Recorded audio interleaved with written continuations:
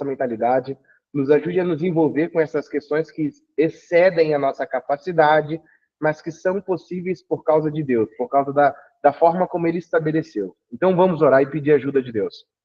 Pai, nós te louvamos e celebramos, Senhor Deus querido, suas misericórdias, celebramos a vida que o Senhor nos deu, a capacidade de acordar mais um dia, com capacidade de usar a nossa mente, nosso poder cognitivo, nossa racionalidade para meditar na sua palavra. Que assim seja. Que o Senhor nos ajude, Senhor Deus, a conhecer um pouco mais a respeito de Ti. Que o Senhor nos ajude a nos familiarizar, Senhor Deus, com as dúvidas, que são dúvidas para a maioria das pessoas a respeito do Senhor. Nos ajude, Senhor, sacie o nosso coração com a Tua palavra, para que possamos, Senhor Deus, não só crer mais em Ti, como também ajudar outras pessoas a crerem em Ti. Nós te pedimos que o Senhor Deus esteja conosco nessa aula, que seja do Teu agrado abrir a mente dos irmãos, Senhor Deus querido, para que eles possam entender e se envolver com o conteúdo e glorificar o Seu nome, assim como também peço pela minha vida, que sou o professor, que o Senhor abra, Senhor Deus, a minha mentalidade, o Senhor me use conforme Sua vontade, para que essa aula, Senhor Deus querido, seja da exata forma como o Senhor quer.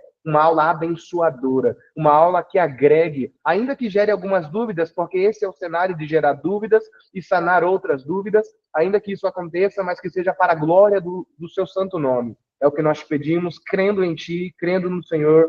Amém e amém.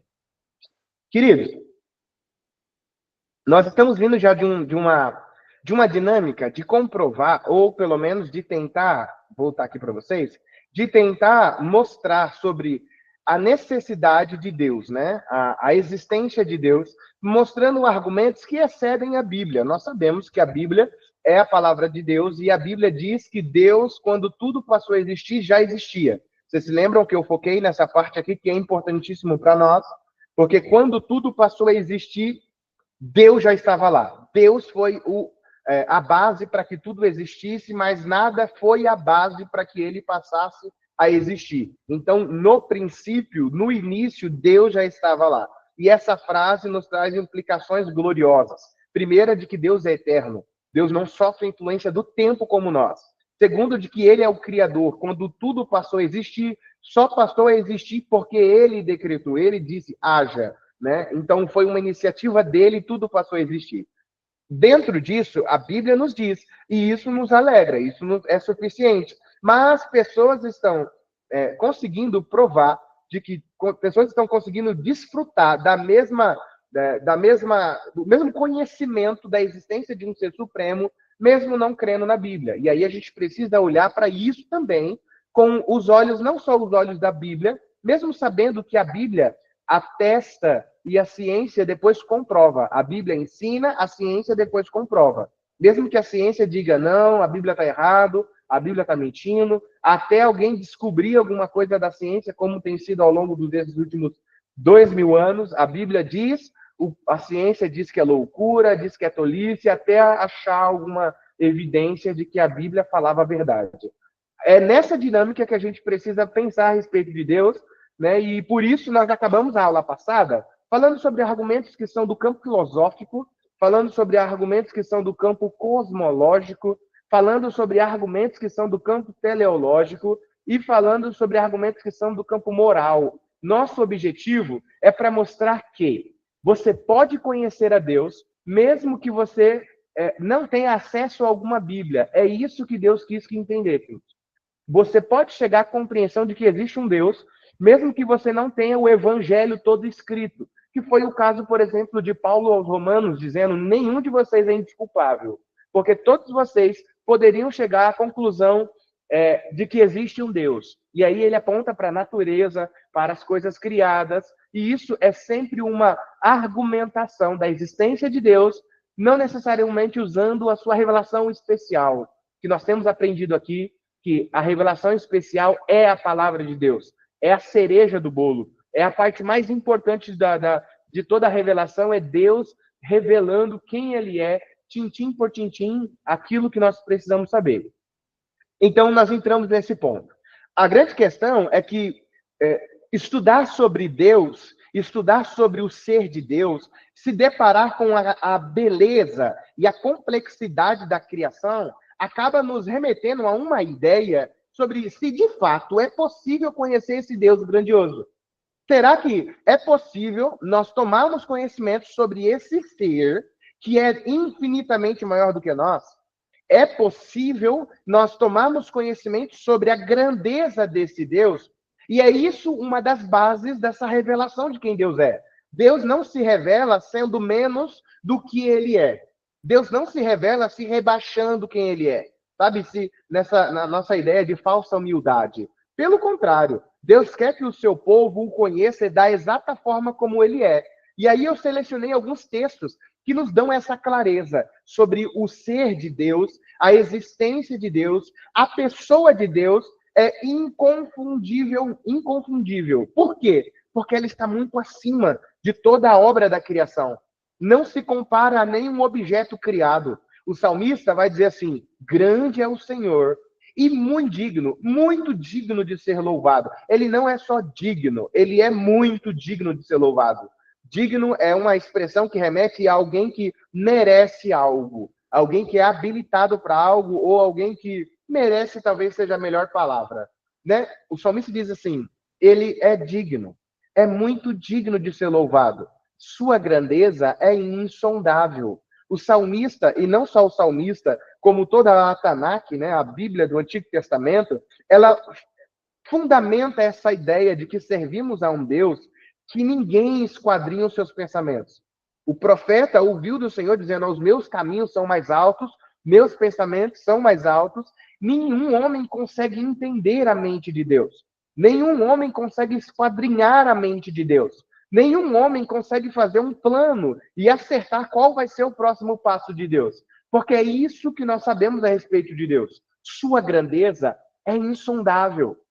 O salmista ainda vai dizer: grande é o nosso soberano e tremendo é o seu poder. Ou seja, é grandioso, assustadoramente ele é poderoso. É muito mais do que nós conseguimos entender. É muito mais do que a gente pode medir. Ele diz assim: é impossível medir o seu entendimento. Essa é a expressão desse Deus que se revela. Quem é esse Deus? Esse Deus é alguém que está acima de toda a racionalidade. Esse Deus está acima da nossa limitação humana. Esse Deus não há quem possa se comparar a ele. Esse Deus está acima de tudo porque ele é um ser infinito. Gosto muito essa exclamação do apóstolo Paulo. Leiam comigo.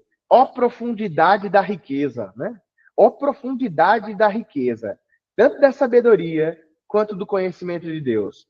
Qual que é a riqueza, né? E que tipo de riqueza Paulo está se referindo? Que é algo profundo, que é algo insaciável, que não se acaba. Ele está dizendo sabedoria e conhecimento. Ó como é profunda a sabedoria do Senhor. Ó como é profundo o conhecimento de Deus. É riqueza, é algo rico. E ele vai dizer: ó profundidade da riqueza, tanto da sabedoria como do conhecimento de Deus. Quão insondáveis são os seus juízos. Ou seja, ninguém pode sondar, ninguém pode assimilar os seus juízos, ninguém pode escrutar, ou seja, examinar, debulhar de dentro para fora, dominar todas as coisas. Paulo vai dizer assim: os seus juízos são insondáveis e quão inescrutáveis os seus caminhos. O apóstolo está deixando claro de que Deus não é alguém que facilmente consegue ser dominado. Deus é alguém que não cabe dentro da nossa racionalidade. E é por isso que Calvino vai nos dar a célebre frase dizendo: o finito não pode assimilar o infinito.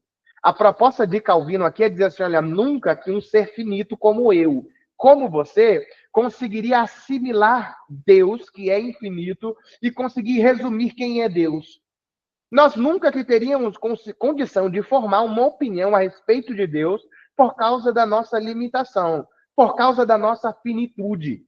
Isso é muito importante para que a gente saiba. Opa, já viu um barulhinho de. Victor, te dou a palavra, meu querido. É interessante, é que eu lembrei de quando Jesus falou pro diabo assim: para trás de mim, Satanás, que você entende as coisas dos homens, mas não entende as de Deus. Olha só, até o Satanás não entende, porque ele é finito, é um ser criado, né? E a ideia de finito aqui é tudo que foi criado. Qual que é a ideia de infinito? É que não tem começo. Não tem começo, né? E pode ser entendido também como não terá fim. Não tem começo, não terá fim. Entende? Nós somos finitos, nós tivemos um começo. Então nós não existimos, sempre existimos, diferente de Deus. É claro que tem uma palavra melhor para isso, nós vamos ver mais à frente, que é eterno. Não tem começo nem fim. Porque hoje nossa ideia de infinito, usando o nosso dicionário, remete a algo que não tem fim, mas que não necessariamente teve um começo. Então a ideia de infinito é para sempre, hoje no nosso linguajar, mas não é a mesma coisa que Calvino tinha em mente, né? Então por isso a gente pode traduzir dizendo o finito não pode sondar o que é eterno, não pode assimilar o que é eterno.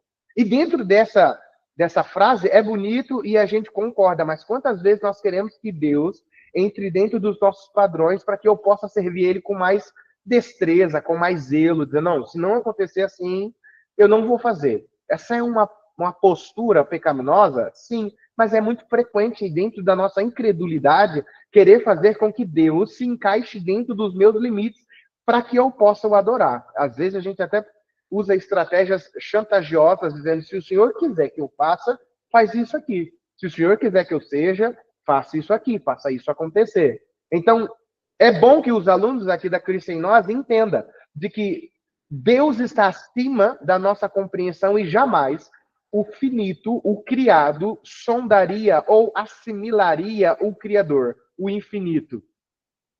Se isso acontecesse, é como o Wayne Grudem vai dizer na sua obra, e eu espero que vocês estejam lendo essa obra, né? Vocês têm uma atividade para entregar, e minha esposa até brincou comigo dizendo assim, mas amor, a única atividade que eles têm que fazer é fazer um documento dizendo que eles leram. Eu falei, Aí ela falou assim, e se eles fizerem o documento e não lerem? Eu falei, amor, eles são crentes.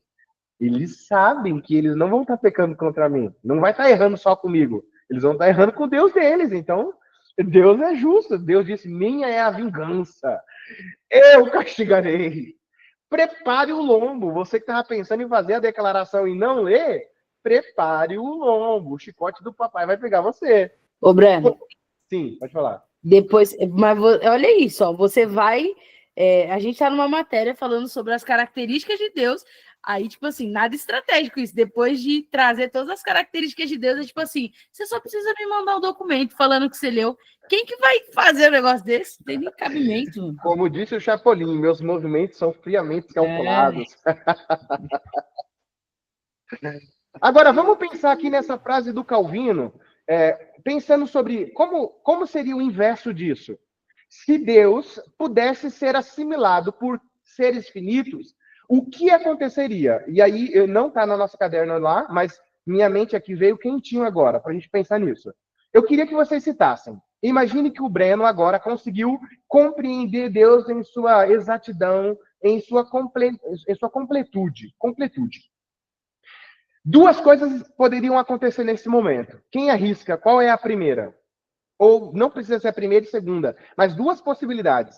No dia em que eu conseguisse compreender tudo de Deus, assimilar completamente Deus, duas coisas estariam acontecendo. Fala, Vitor. Sendo semelhante a Deus? Cortou, Vitor. Fala do começo. Eu acho que você estaria sendo semelhante a Deus, já que ele é infinito e você compreendeu ele. Muito bem. Eu me tornaria Deus. Porque as Escrituras diz que só Deus, não há Deus como Deus. Só Ele é quem Ele é. Só Deus sonda o seu coração. Né? E mais para frente vocês vão entender o que eu estou querendo dizer. Só Deus conhece as entranhas de Deus. Se eu conseguir fazer isso, a primeira hipótese que o nosso querido irmão Vitor nos deu é eu virei Deus. Mas há também uma segunda hipótese que pode acontecer. E qual é essa segunda hipótese?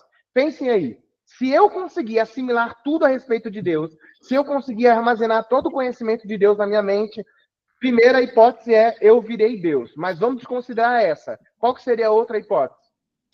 Breno, sendo bem sincero aqui, muito ruim que está sendo gravado, mas eu me conhecendo, eu acredito que eu iria querer manipular Deus, tipo assim, bater boca com Deus, sabe? A partir de ter todo o conhecimento dele, sabe? Mais parte do que o Vitor falou. Tipo, eu Então, seria mas olha, na primeira hipótese, você se tornaria Deus. certo. Esquece essa hipótese, porque você Certo. não vai se tornar Deus. Mas agora você sonda tudo de Deus. Então, qual é a segunda hipótese? Alguém arrisca? Pode falar, Bárbara.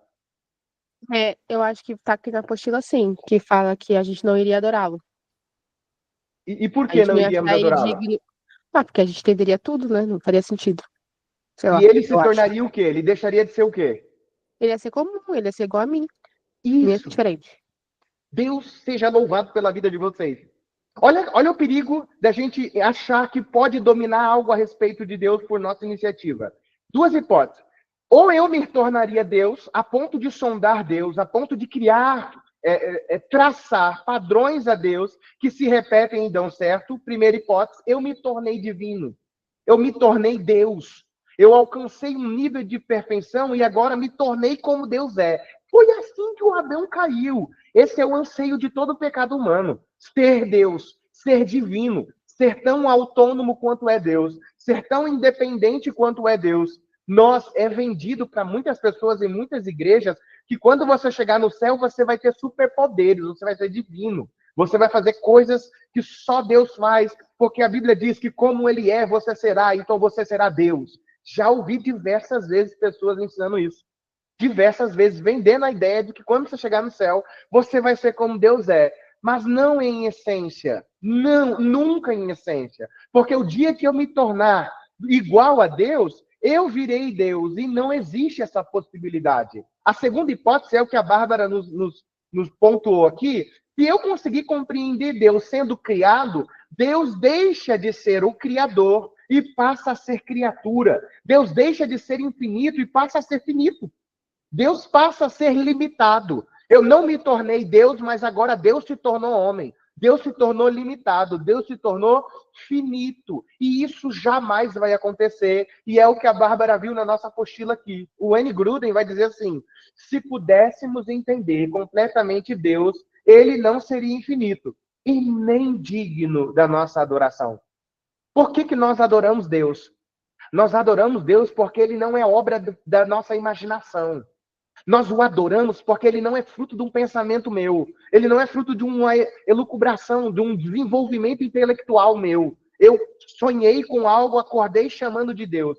Deus existe antes de eu existir, antes de todos existirem. Ele já existe e a sua autonomia é assegurada de geração em geração. Ele vai dizer, eu sou mesmo ontem, hoje e serei eternamente. Ele passa a segurança para que as pessoas possam reconhecer como Deus, e o resultado final desse conhecimento seja adorá-lo, dizendo: o Senhor é imutável, o Senhor é Deus, o Senhor é o mesmo ontem, hoje e sempre será. Eu mudo, eu caio, eu falho, mas a minha segurança é que o Senhor jamais vai cair. O Senhor jamais vai falhar. Eu jamais vou compreender tudo a respeito do Senhor. Então essa ideia nos ajuda a entender sobre o que Calvino está dizendo. O finito não pode assimilar o infinito. O eterno não pode ser totalmente compreendido pelo ser criado. Há uma mensagem aqui, né? Eu vi que o Bruno mandou um sorrisinho aqui. Deixa eu ver o que está acontecendo aqui.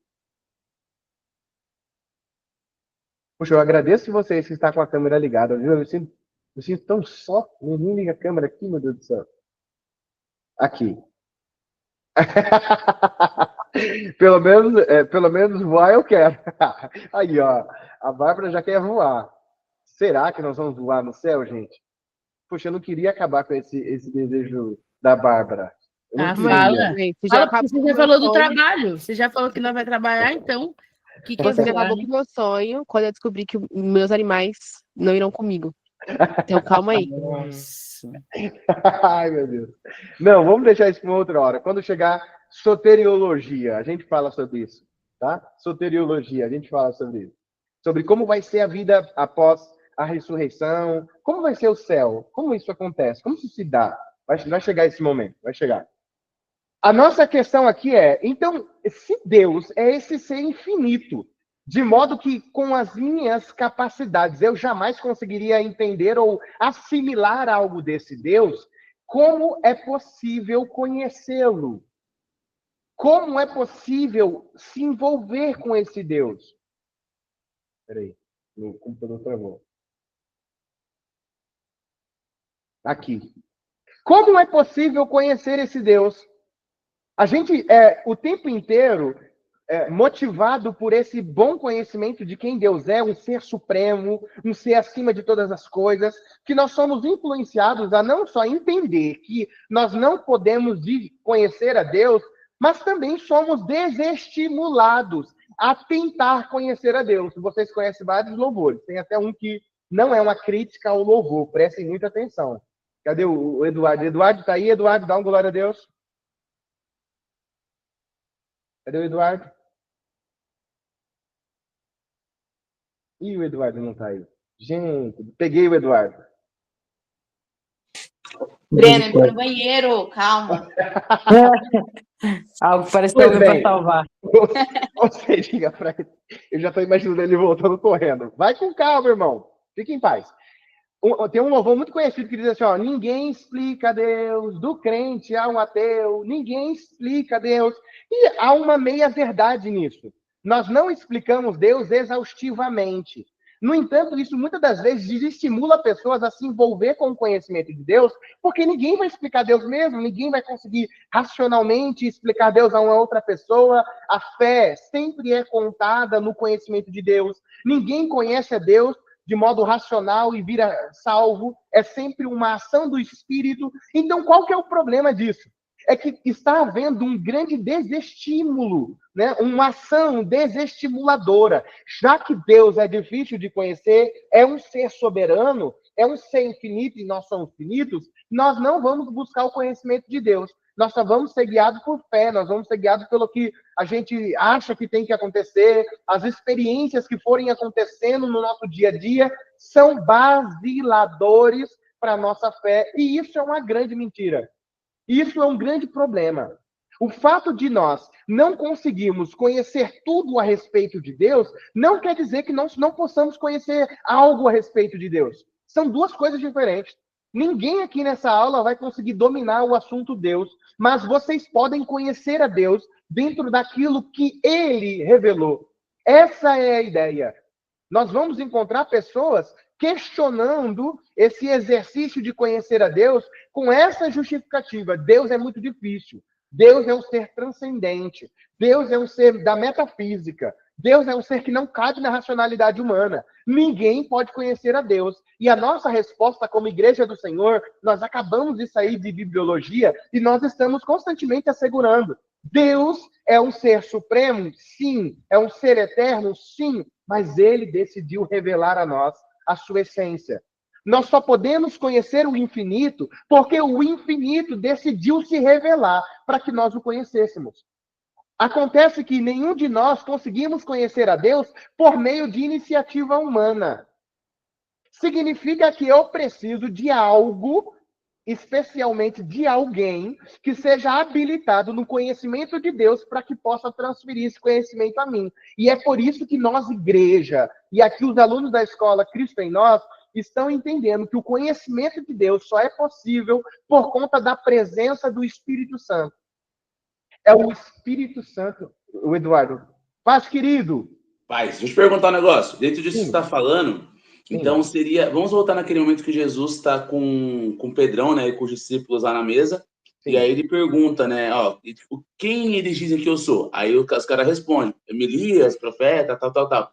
E vocês? E aí Pedro responde, o Cristo, filho do Deus vivo. E aí ele fala que foi o próprio Deus que revelou. Seria isso? Cirúrgico, meu irmão. Você é cirúrgico.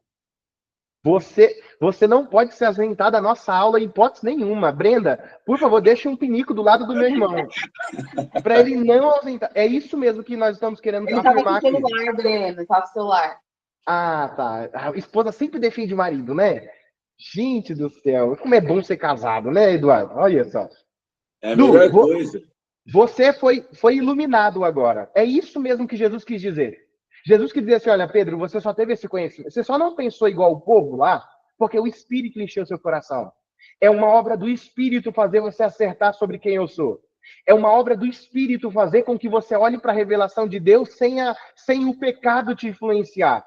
É o papel do Espírito falar sobre quem eu sou.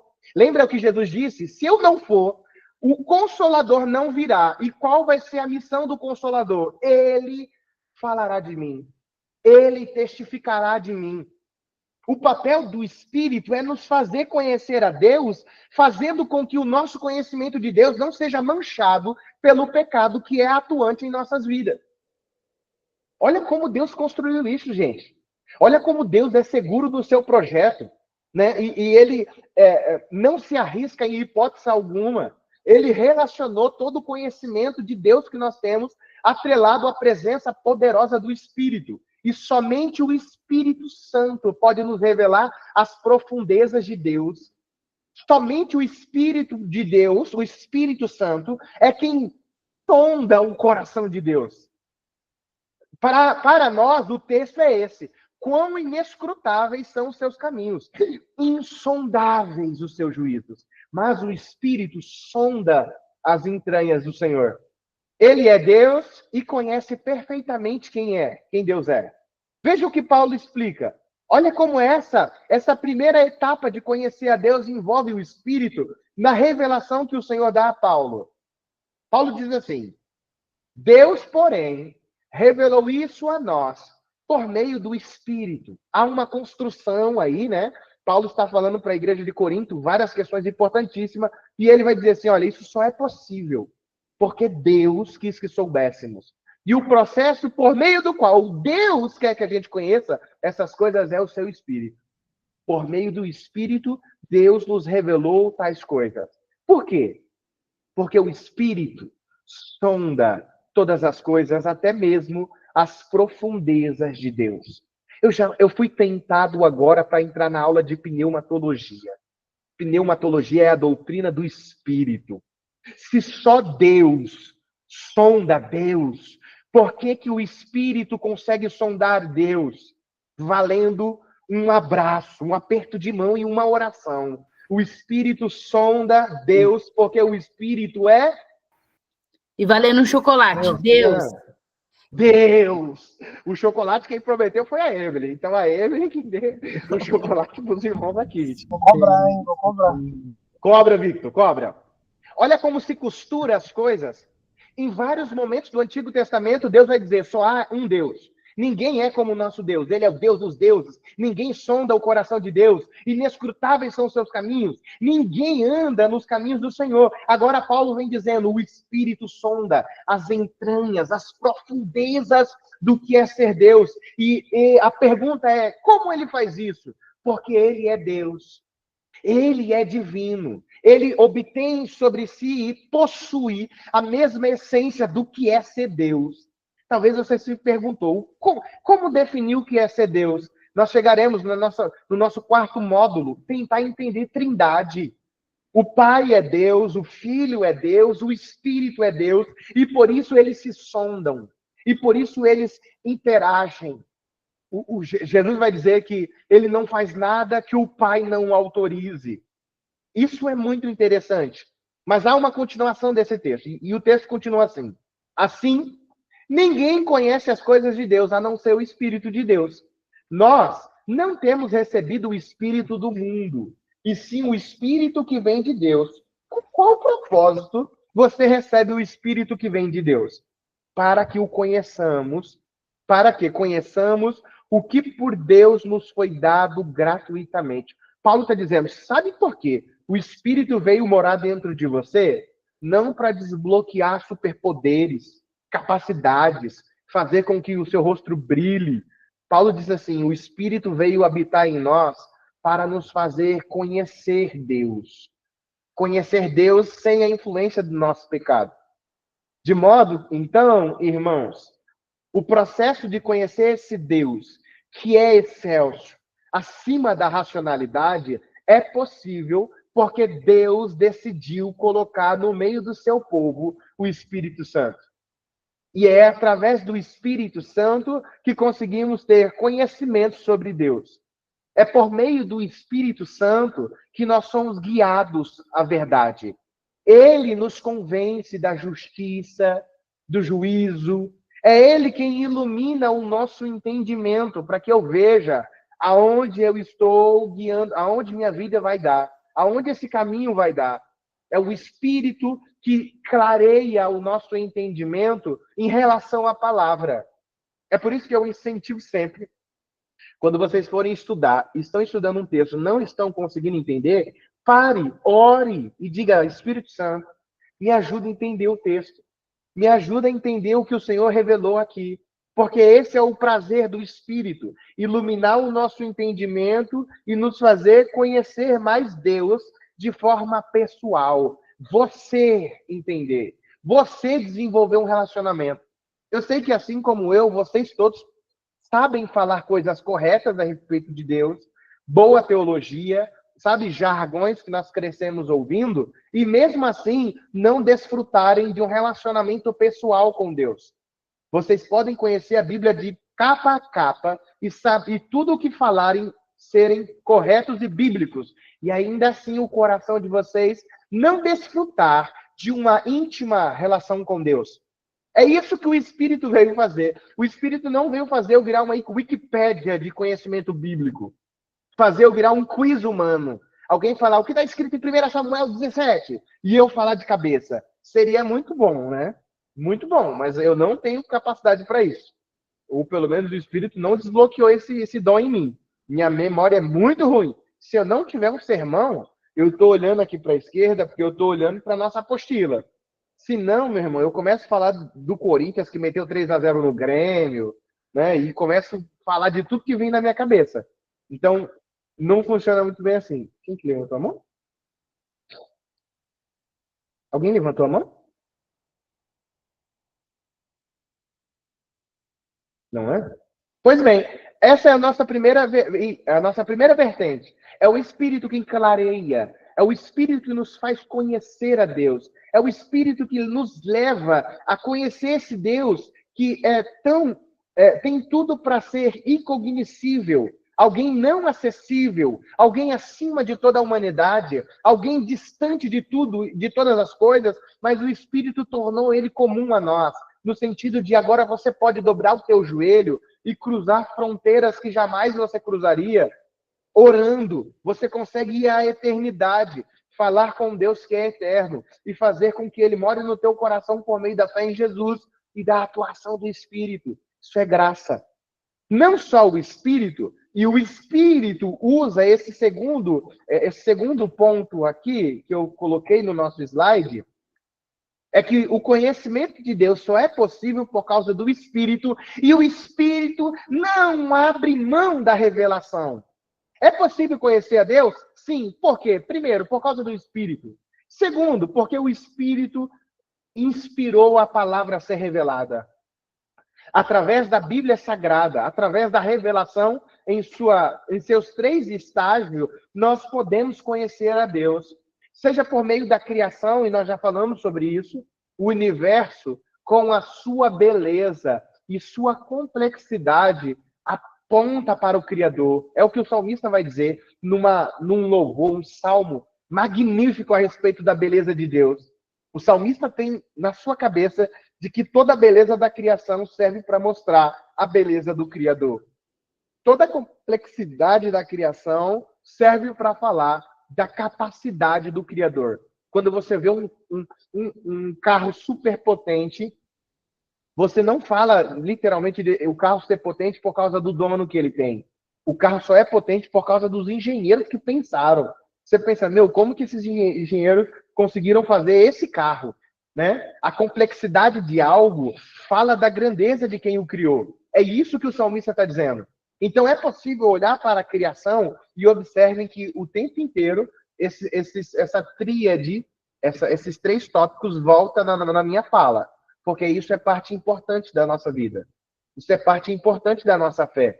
O ímpio, o pecador, que ainda não crê em Jesus, ele também é indesculpável, porque ele poderia olhar para a criação e perceber que existe um Deus, existe um ser supremo por detrás de toda essa complexidade. Então, o tempo inteiro nós vamos voltar nesse assunto, porque isso é importante para nós. Não só na criação, como também na consciência humana. Ou na íntima intuição, como o Wayne Grudem chama, ou senso divino, como Calvino chama. É possível conhecer a Deus? Claro que é.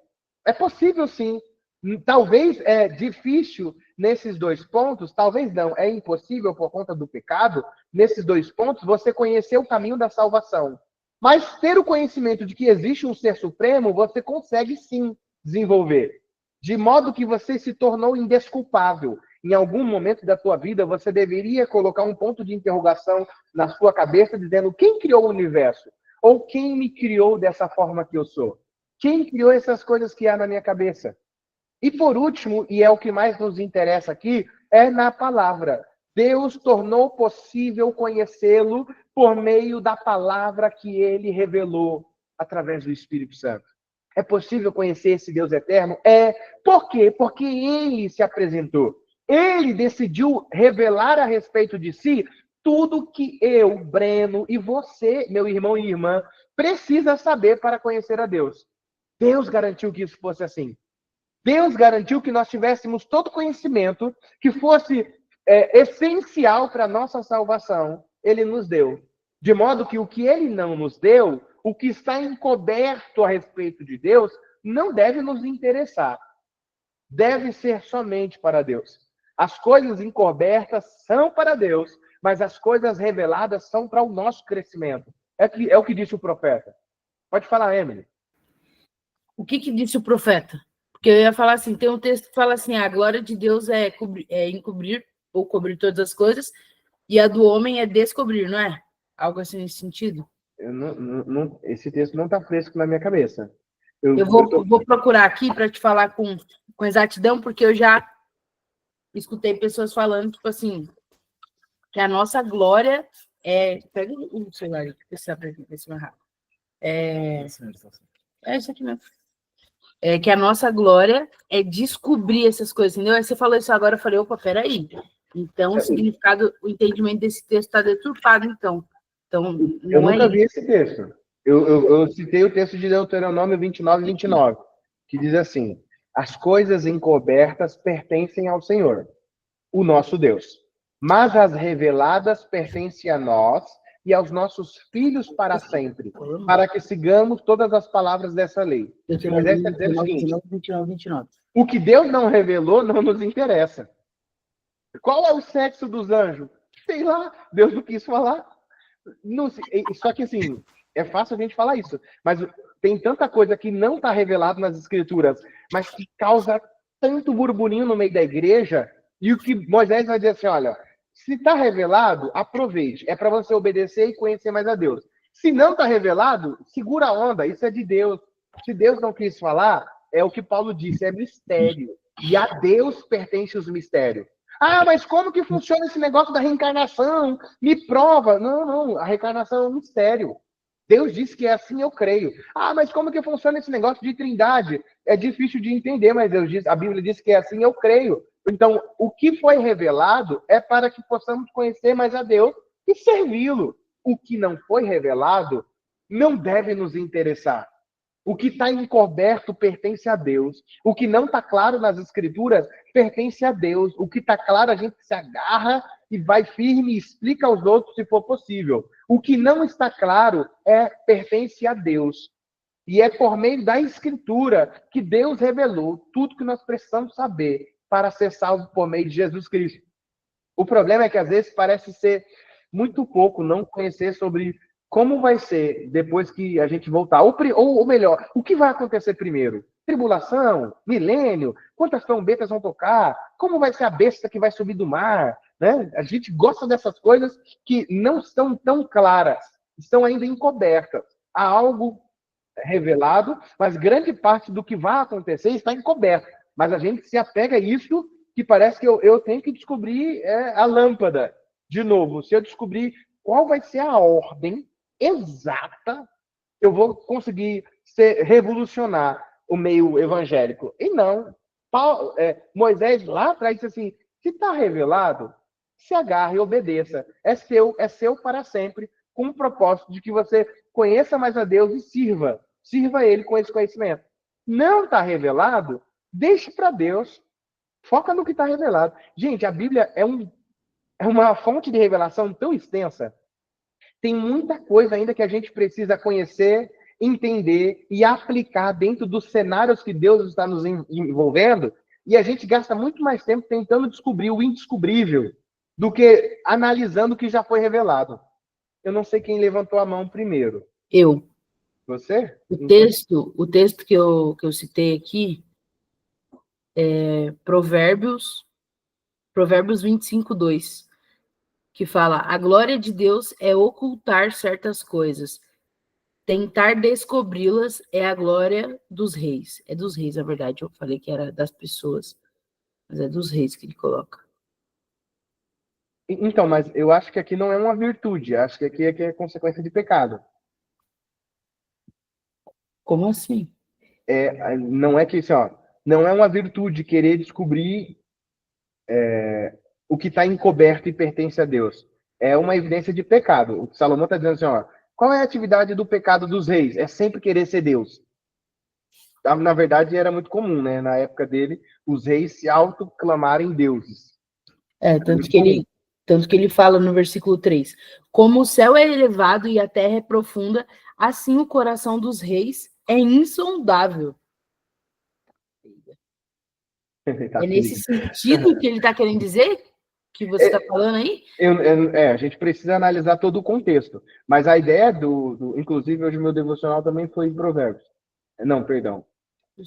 Eclesiastes. É o mesmo autor. Mas é sempre essa ideia dele, dizendo assim, olha, vou te contar como que é debaixo do sol? É só isso.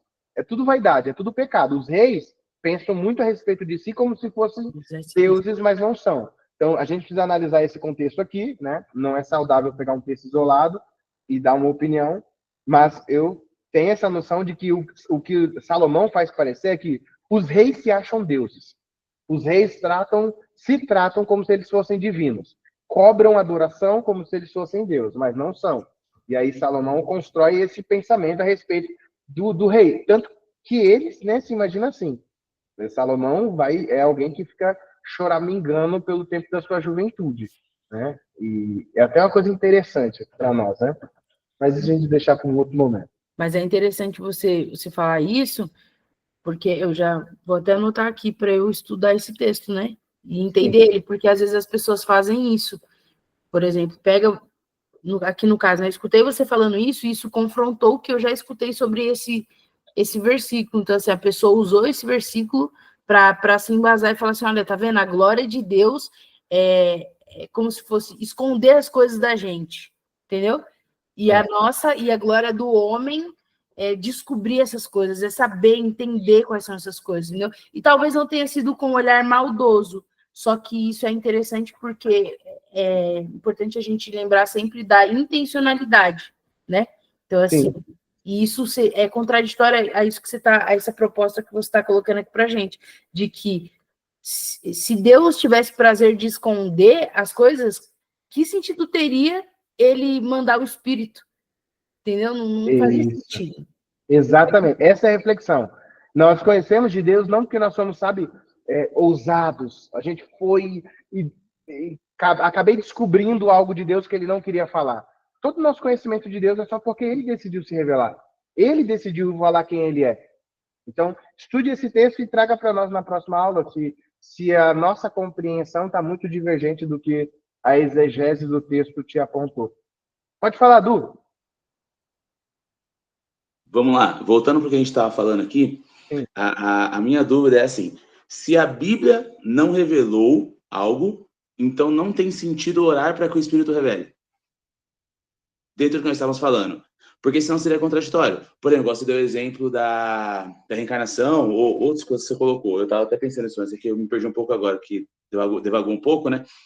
Mas eu queria entender isso. Tipo, se não está revelado na palavra, tipo, não está lá na palavra, não tem por que gastar energia com aquilo. E pedir para o Espírito revelar seria errado. Sim, a minha resposta é sim. Por quê? Eu só queria, com cautela, diferenciar duas coisas. Na sua pergunta, você foi bem intencional falando sobre o que não está revelado.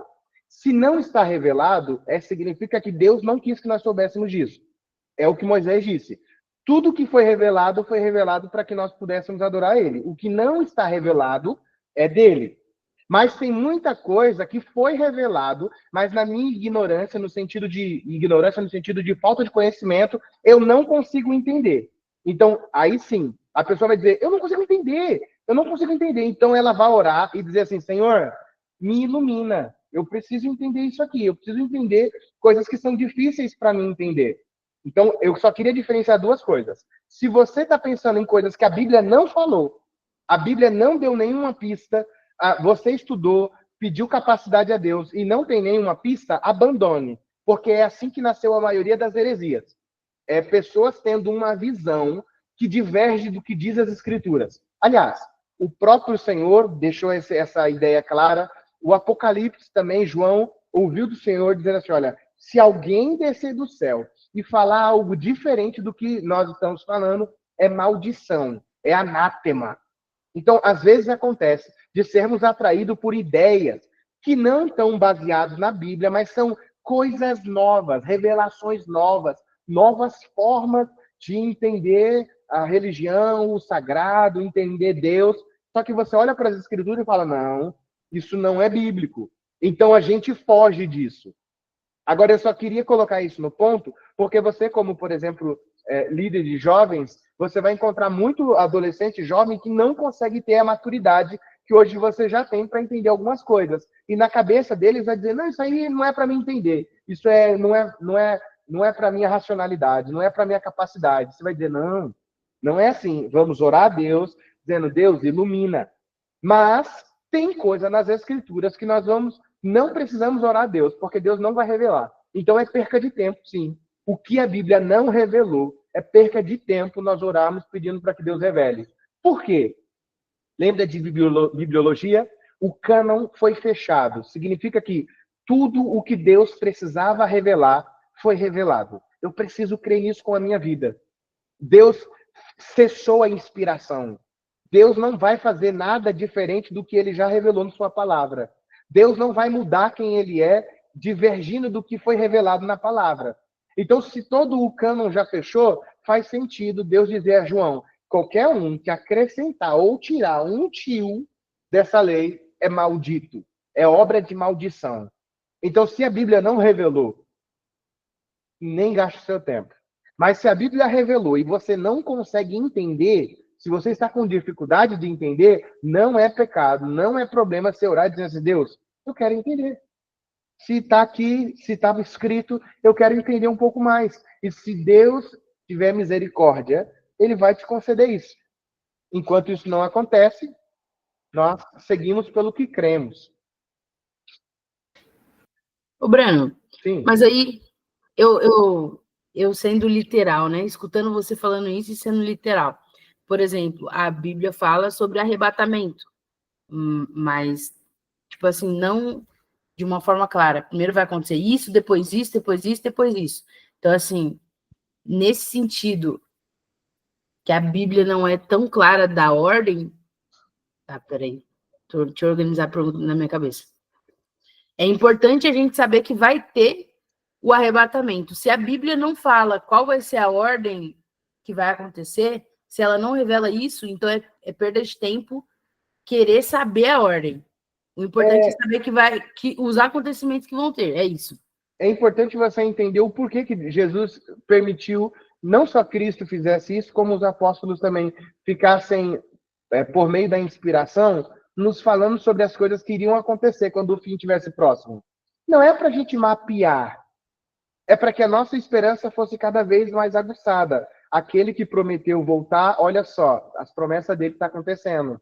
A ideia do Apocalipse não serve para a gente mapear quando Jesus vai voltar, mas serve para mostrar para a nossa esperança que não é em vão confiar na volta de Jesus, de que tudo que ele falou que iria acontecer está acontecendo. E isso serve para a gente mostrar, vai vir daqui 6 meses. Não, é para que ele vai vir, porque todas as promessas dele estão acontecendo. Só que a gente se perde e a gente fica militando em coisas que não são claras. Alguns vão dizer assim, não, Jesus vai voltar depois da tribulação. Outros dizem assim, não, Jesus vai voltar antes da tribulação. Nós não vamos sofrer a tribulação. Jesus vai voltar no meio da tribulação. Isso são tudo legal, assuntos legais, que nós, teólogos aqui, não podemos ficar fugindo dessa conversa, né? Mas para alguém que talvez não tenha a mesma disposição que vocês estão tendo de vir estudar a Bíblia com a intenção de conhecer a Deus e tornar o conhecimento de Deus para outra pessoa a realidade, ou seja, pregar para outra pessoa, não é saudável você ficar com, por exemplo, líder de jovens, ficar falando com os jovens sobre tribulação ou pós-tribulação, que chama-se tribulacionista, pós-tribulacionista, ou meso-tribulacionista. Ah, o que você acha? O milênio vai ser como? Não, calma aí, meu amigo. Para você aqui, só basta saber de que tudo isso aqui é uma amostra de que Jesus está dizendo assim como ele prometeu que nos últimos dias isso vai acontecer, e está acontecendo, serve para você crer na promessa do retorno. Jesus está voltando. E pode ser hoje. Como você sabe? Porque tudo que ele prometeu está acontecendo. Tudo que ele mapeou está acontecendo. Ele só não disse o dia que ia acontecer, mas ele acalenta a sua igreja dizendo, olha, quando eu estiver próximo de voltar, vocês vão perceber, porque eu vou dar sinais. A esperança de vocês vai ser cada vez mais afirmada. Jesus está voltando. Só mais um pouco. Só mais um pouco. Só que a gente prefere mapear. A gente prefere dizer, primeiro vai acontecer isso, segundo vai acontecer aquilo. E torna a dizer, eu não estou repudiando tal comportamento. Porque nós, como teólogos, precisamos sim definir o nosso posicionamento. Pensar, como que eu sou, como eu vou me definir. Só que eu estou incentivando os alunos da Cristo em Nós a começar por coisas que são mais importantes. Tanto é que escatologia está ligado à eclesiologia. Eu não sei se vem primeiro eclesiologia ou escatologia, mas eu não falo de escatologia sem falar de igreja, porque a escatologia só tem sentido se você entender o que é igreja. Porque a escatologia é uma promessa para a igreja ficar tranquila. Jesus vai voltar. E ele deixou indícios de que a sua promessa vai acontecer. Entende? Sendo assim, existe uma segurança no conhecimento de Deus por meio das Escrituras. É só as Escrituras um meio seguro para conhecer a Deus da forma como ele é. Porque o Espírito Santo movimenta o nosso coração por meio das Escrituras, até chegarmos no ponto alto dessa Escritura. E qual é o ponto alto dessa Escritura? É Jesus Cristo. A Escritura é Jesus Cristo. Jesus é chamado de Verbo. No princípio era o Verbo era Deus, o Verbo estava com Deus, e o Verbo assumiu forma humana. A Bíblia assumiu corpo. Andamos com ele, vimos a sua glória, o chamamos de Deus. Quem é esse Verbo? É Jesus. Então, é possível conhecer a Deus? Sim, por meio de Jesus Cristo. Jesus Cristo é o ápice do conhecimento de Deus. Quer conhecer a Deus? Conheça Jesus Cristo. É muito chocante a história. Jesus sempre deixou isso claro, de que ele e o Pai são um. Quem olha para ele vê o Pai. Os discípulos uma vez chegaram e disseram assim, Pai, Jesus, mostra-nos o Pai. E Jesus, na maior nitidez e clareza, diz assim, eu estou o tempo inteiro com vocês e vocês não estão me vendo? Imagine o bug na cabeça dos discípulos. Como assim? O senhor não é Jesus? A gente pediu para ver o Pai. E Jesus disse, quem olha para mim vê o Pai. Porque eu e o Pai somos um. E essa verdade é sustentada em cima desse propósito. Conhecer a Jesus é conhecer a Deus. Olha que texto grandioso, maravilhoso, glorioso é o que o autor de Hebreus escreve. Falando a respeito de Jesus. Ele, Jesus Cristo, que é o resplendor da glória. É o reflexo da glória. Quando você olha para Cristo, você está olhando para a glória do Deus Criador. Olha que lindo. Olha que lindo. Se eu me arrumar muito bem arrumado, pode ser que eu olhe no espelho e fale, meu Deus, como o meu reflexo, como o meu reflexo é bonito. Não é sempre que acontece isso. O autor de Hebreus está dizendo que Jesus é a glória de Deus sendo refletida. Ele é o resplendor da glória. É a expressão exata do seu ser. O que é Deus? É só olhar para Jesus. Porque a expressão exata, no grego, é duplicata. Sabe quando você compra um celular e parcela em 10 vezes? É possível que uma parcela venha maior que a outra? Não, na maioria das vezes não. Porque a ideia de duplicata é pegar esse valor e dividir em parcelas iguais. O autor de Hebreus diz que Jesus é uma duplicata do ser de Deus. Quem olha para Jesus está olhando para Deus. Isso é uma bênção. Isso é para glorificar de pé. Porque Deus, que é um espírito, Nunca o conheceríamos, porque um espírito não tem corpo, foi Jesus que disse, mas o espírito, Deus em sua grandeza, decidiu se tornar um homem, e nós agora vemos a sua glória. Agora nós podemos olhar para Cristo e reconhecer Deus. Quando chegarmos no céu, essa será a nossa realidade. Nós conheceremos Deus por meio da pessoa de Jesus Cristo. Nós o veremos como ele é. Nós veremos sua face. O momento será glorioso, não é verdade? Se chegar no céu, ser recebido pelo Cordeiro, que é a expressão exata de quem é Deus, de modo que você não vai dizer, eu queria conhecer Deus. E você não vai ter essa dúvida. Você vai olhar para ele e vai dizer assim, ele é Deus. Está aqui, na minha frente. A eternidade está aqui na minha frente. É o que Paulo está dizendo. Ele é a expressão exata do seu ser, sustentando tudo o que há pela palavra do seu poder. Hebreus 1:13. De modo que é possível conhecer a Deus? Sim, por meio de Jesus Cristo. Por meio de Jesus Cristo, tornou-se possível que Deus fosse algo comum a nós. Comum no sentido de qualquer um que crê nas Escrituras vai conhecer a Jesus Cristo por meio da fé, e conhecendo a Cristo, conhece a Deus. E conhecer a Cristo é conhecer o que é verdadeiro. Conhecer a Cristo é conhecer o que é eterno. Conhecer a Cristo é conhecer aquilo pelo qual teu coração anseia. Lembra de Eclesiastes 3? No coração do homem foi colocado um desejo pela eternidade. A íntima intuição vai conhecer a Cristo, vai dizer, é isso. É disso que eu estou falando, é disso que a gente precisa. Imagine uma conversa do seu ser com o seu coração. E agora ele conhece a Cristo e ele fala assim, olha, não saia desse culto sem entregar a sua vida a isso. É disso que a gente precisa. Isso que vai preencher o nosso coração. É o que Jesus vai dizer quando ele diz em João capítulo 17, verso 3. A vida eterna é essa, que te conheçam, o único Deus verdadeiro. Jesus dizendo, o que é a vida eterna? O que é a vida eterna? Jesus vai dizer, conhecer a Deus, o único verdadeiro. O único Deus verdadeiro. A vida eterna é conhecer Deus. A vida eterna é conhecer a Deus, o único verdadeiro, e a Jesus Cristo a quem enviaste. O processo de conhecer a Deus envolve conhecer a Cristo. Não existe servir ao Deus verdadeiro se não reconhecer quão divino é Cristo. Essa é a derrapada dos Mormons, essa é a derrapada dos Testemunhas de Jeová, essa é a derrapada de alguns movimentos heréticos que querem reconhecer Deus, o Pai, como divino, como um ser autônomo, independente, imutável, mas ficam rebaixando a pessoa de Cristo a um Deus menor, como os Testemunhas de Jeová fazem.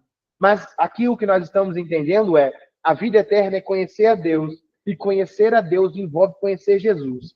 Ninguém que chegará no céu chegará vivendo uma vida totalmente desestimulada sobre conhecer Jesus. Ninguém vai chegar lá. Porque todos que habitarem no céu da eternidade, significa que enquanto estavam vivos, desejou e se interessou por Jesus. Não existe amar a Deus sem amar Jesus. Não existe servir a Deus sem que o seu coração queira servir Jesus. Quer servir a Deus? Sirva Jesus. Porque ele é a expressão exata de quem é Deus. Ele é a revelação mais profunda de Deus a nós. Ele é o próprio Deus assumindo forma humana e dizendo a você, sejam meus imitadores, faça o que eu faço, faça o que eu mando, me siga-me, como ele disse para os seus apóstolos. Que coisa magnífica. O próprio Deus dizendo assim, siga-me. Pode falar, Tiago. Pastor Tiago, me perdoe. Pastor Tiago, fale com a gente.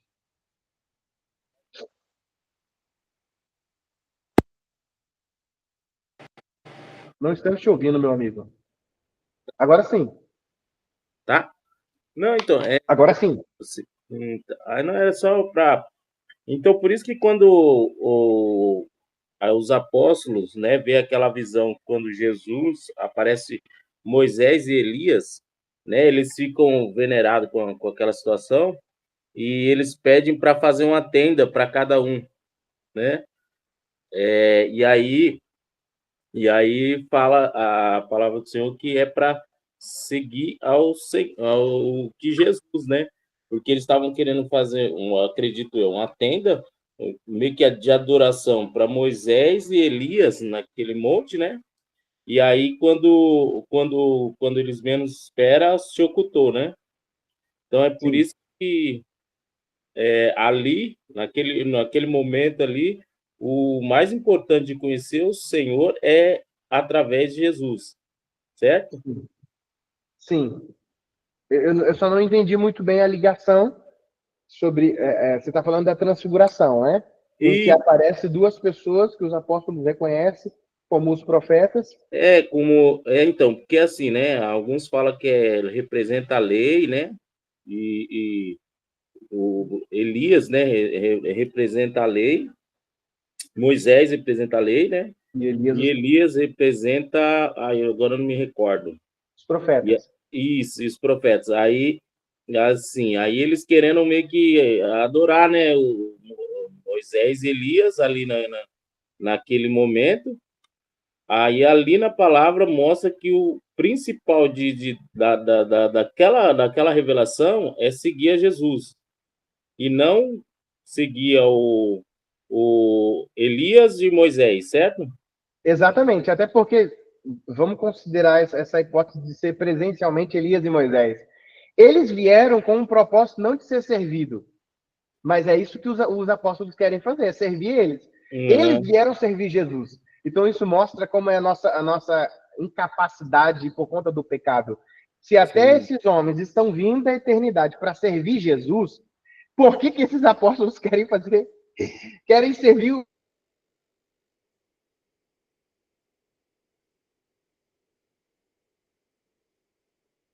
os Isaías vai dizer, olha, quem deu crédito à nossa pregação? Ele estava exposto e vocês o rejeitaram. O Filho de Deus andou entre vocês e vocês o trataram como um escárnio. Vocês o trataram como um comum. É exatamente o que está acontecendo. Os homens vêm servir Jesus e os apóstolos querem servir os homens. Né? É muito interessante porque como eles tiveram aquela experiência de ver aquilo, né? É uma das passagens que é difícil para a gente entender. Né? É difícil para a gente entender por que Jesus, sei lá, não foi um descuido. Eu tenho certeza que não foi um descuido. Não foi um descuido de Jesus, mas há propósitos específicos para mostrarem esses três apóstolos conseguirem presenciar essa transfiguração, esse momento totalmente místico, espiritual, fora da realidade cósmica, né? Não existe pessoas que já morreram voltar dentro da realidade racional, mas ali era um ambiente espiritual totalmente modificado, de modo que os apóstolos conseguiram perceber que era diferente ali. Isso é muito legal. Mas a gente pode pegar esse seu conhecimento, esse seu apontamento, irmão Tiago, e mostrar sobre essa realidade de conhecer a Deus por meio de Jesus. É sempre difícil por conta do nosso pecado. Jesus merece adoração e os apóstolos estão querendo adorar os homens que vieram servir Jesus. E Jesus diz, não é assim. E aí ocultou a visão deles. Não sei se foi isso que o irmão estava querendo dizer, mas foi isso que eu entendi. Não, é isso mesmo, tá certinho. Glória a Deus. Deus abençoe. Agora, analisem comigo o João capítulo 14 e verso 16. Olha o que Jesus declara a respeito dele mesmo. Breno, eu acho que tinha alguém aqui que apareceu para mim que tinha levantado a mão, não foi sem querer. Não sei se foi sem querer. O Victor. Desculpa, não vi. Não sei se foi sem Victor querer. Ramos? Foi você, Victor Ramos? Tá, como que os apóstolos sabiam que era que era Moisés e Elias? Sabia que alguém ia me fazer essa pergunta. Mas eu desisti, mas só que insistiram aí, ó. Essa é uma pergunta interessante, porque eles não viram, eles não sabem como é a fisionomia deles. Essa é uma pergunta interessante, entende? Eles associam a figura desses profetas porque há uma profecia de que Jesus viria nessa unção de Elias, nessa unção de Moisés, entende? Então, Victor, não ora e não vigia, né, Victor? O que a gente pode entender ali é que Jesus está respaldado pela palavra. Por que eles citam Moisés e Elias? Moisés é a representação da lei de Deus. Elias, a representação das profecias. Lembra daquela passagem que morre o cara e ele fala: deixa eu voltar para avisar os meus parentes, para eles não virem para cá. E na parábola, Deus diz assim, não, lá eles têm Moisés e os profetas. Ou seja, lá eles têm a Bíblia. Uma compreensão saudável aqui para nós, vocês podem pesquisar depois várias teorias, mas uma compreensão saudável é que Cristo está sendo amparado pela revelação. O Antigo Testamento, Moisés e os profetas testificam da obra nobre de Cristo como Messias e servem a ele. Todo o Antigo Testamento é para servir a Cristo. Por isso o mesmo vai dizer, analise as Escrituras, e naquela época só existia o Antigo Testamento, e ele garante, elas falam de mim. Então essa é uma compreensão, Vitor, e eu só vou dar essa aqui para vocês. Depois você pode pesquisar, e se você descobrir algo que seja mais interessante para você, você fique com ela. Pois bem, né? Pois bem, Jesus Cristo é o auge da revelação de Deus. E aí, João capítulo 14, o próprio vai dizer, eu sou o caminho, a verdade e a vida. Ninguém vem ao Pai a não ser por mim. João 14, eu coloquei isso na apostila para vocês. Olha como Cristo se define. Cristo vai acentuar de que só há uma forma de conhecer a Deus, e essa forma envolve ele. E ele é essa forma porque ele é o caminho. Né? A ideia, a palavra usada aqui, não é só um caminho trilhado ou feito, mas é uma ponte que liga um lugar inacessível ao outro. Imagine um rio cortando duas terras, e ninguém consegue acessar uma parte da outra. Mas então alguém constrói uma ponte, e agora você consegue passar para o outro lado. A expressão que Cristo usa é exatamente essa. Deus existe e o homem existe, mas eles se distanciaram eternamente, de modo que Deus construiu um caminho para... Jesus construiu um caminho de volta a Deus. Então ele diz assim, eu sou o caminho. E como caminho, 1 Timóteo 2:5 vai nos deixar claro isso, só por Jesus nós conseguimos ter acesso a Deus. Só Jesus é o mediador, só Jesus é o caminho entre o homem e Deus. Para dizer, vamos fazer as pazes aqui, vamos reconciliar isso aqui. Paulo vai assegurar isso para Timóteo. Não existe outra forma de conhecer a Deus, de fazer pazes com Deus, se não for por meio de Cristo. E por isso o próprio vai dizer, só tem um caminho, e esse caminho sou eu. Só tem uma ponte, não existe vários atalhos. Só tem uma ponte para ligar até o outro lado, essa ponte sou eu. Não só caminho, como verdade. Ele vai dizer, eu sou o caminho, eu sou a verdade. E isso, esse texto que está na nossa tela aqui, já nos trouxe essa compreensão. Jesus é a única verdade clara e nítida de Deus. Toda compreensão de Deus que excede Jesus é mentirosa, é fabricação pecaminosa da humanidade. Só Jesus é a verdade transparente sobre quem é Deus. E por isso o próprio vai dizer, eu sou o caminho, eu sou a verdade. Porque todos aqueles que entregam a sua vida com base naquilo que viram e confiam em Jesus, estão fazendo isso em relação a Deus. Quem vê a mim, vê o Pai. Quem vem a mim, vai ao Pai. Cristo é a única verdade de Deus, da qual nós devemos crer cegamente. E por último, é a vida. Ele não só é caminho, verdade, como também é vida. E vida que gera abundância. Ele vai dizer, o ladrão vem roubar, matar e destruir. Mas eu vim para que tenham vida. E o que é ter vida, se não for ser conectado a Deus? A vida eterna é essa, que lhe conheçam. Cristo tem em sua missão nos trazer vida, e vida está relacionado a conhecer a Deus. Eu sei que essa palavra abundante faz a gente ter um desejo por ser financeiro, mas a abundância aqui é em conhecer a Deus. Pois bem, podemos conhecer a Deus, porque Ele decidiu.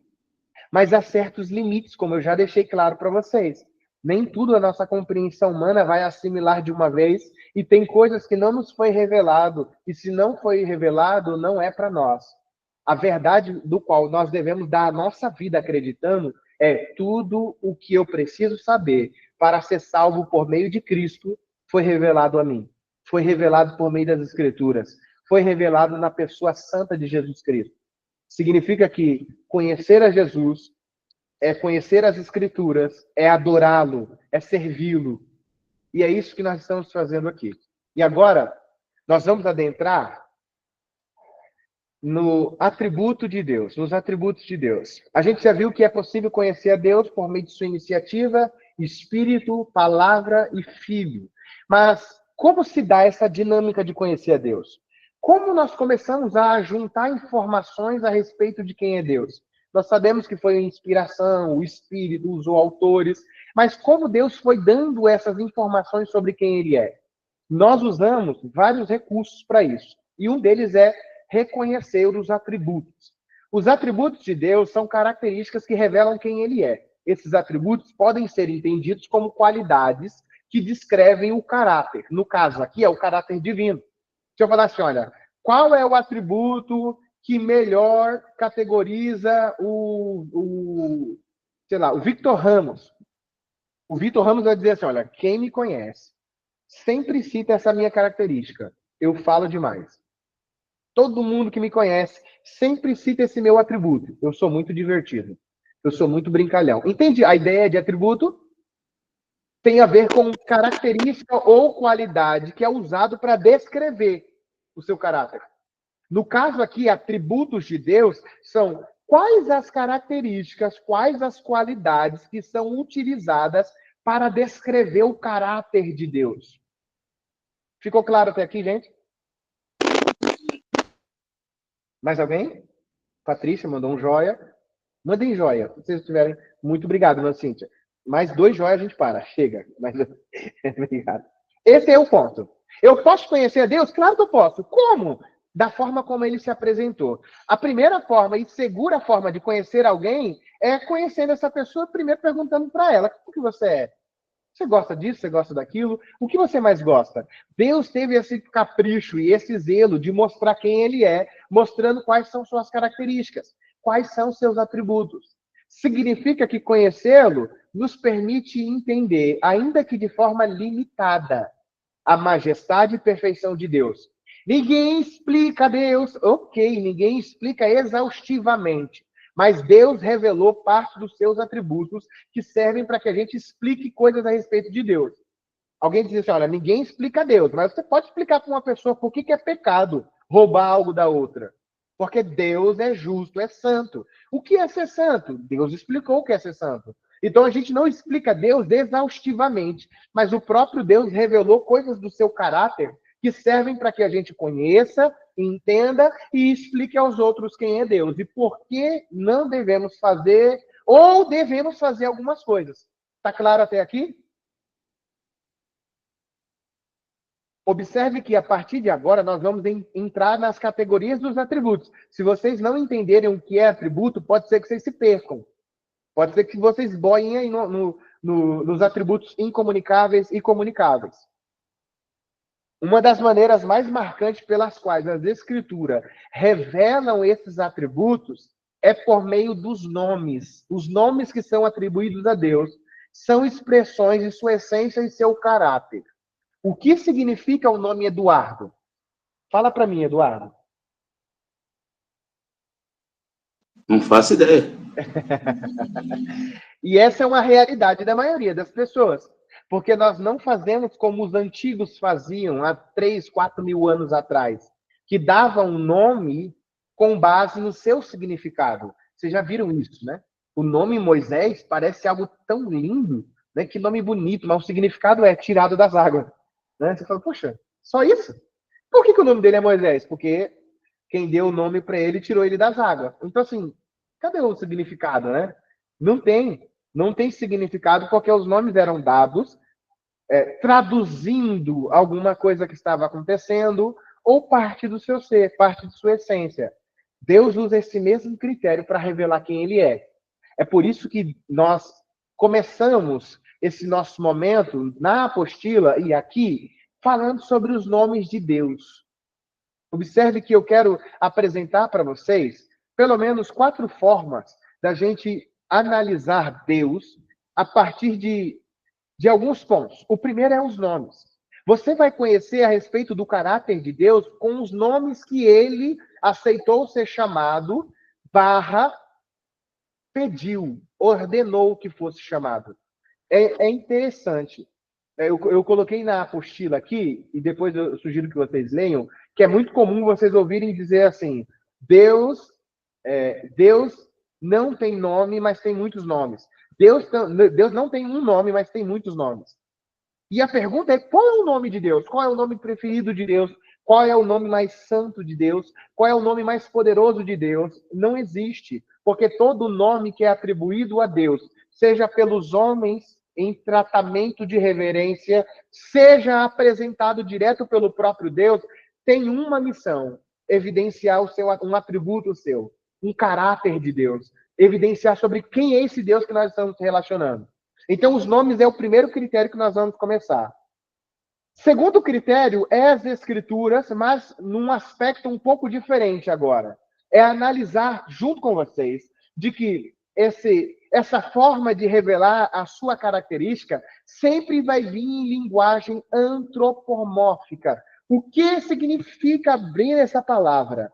Vocês vão precisar guardar na memória de vocês que todas as vezes que Deus revela parte de sua essência, ele não faz isso na sua intelectualidade santa e eterna. Porque lembra, o finito não pode sondar ou assimilar o infinito. Então, Deus precisa descer até o nosso nível de compreensão e falar de um modo que nós, seres limitados, consigamos entender o que ele está dizendo. Isso nós estamos chamando de linguagem antropomórfica. E aí, depois, a gente vai analisar esses atributos e olhar um por um sobre como eles falam de Deus e como eles falam de nós também.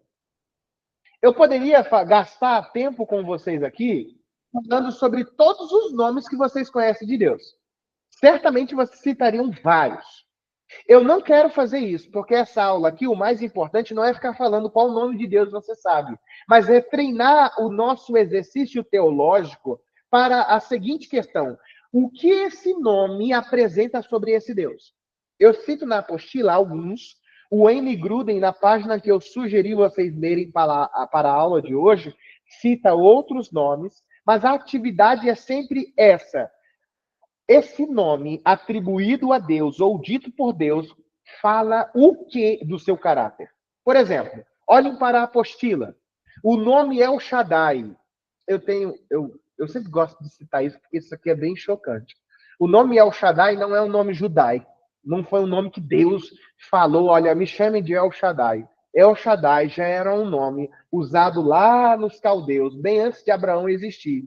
Os povos antigos, 4.000 anos antes de Cristo, atribuíam divindade às coisas criadas. E eles tratavam os bezerros, especialmente as tetas dos bezerros, como algo divino. Né? Shaddai é teta.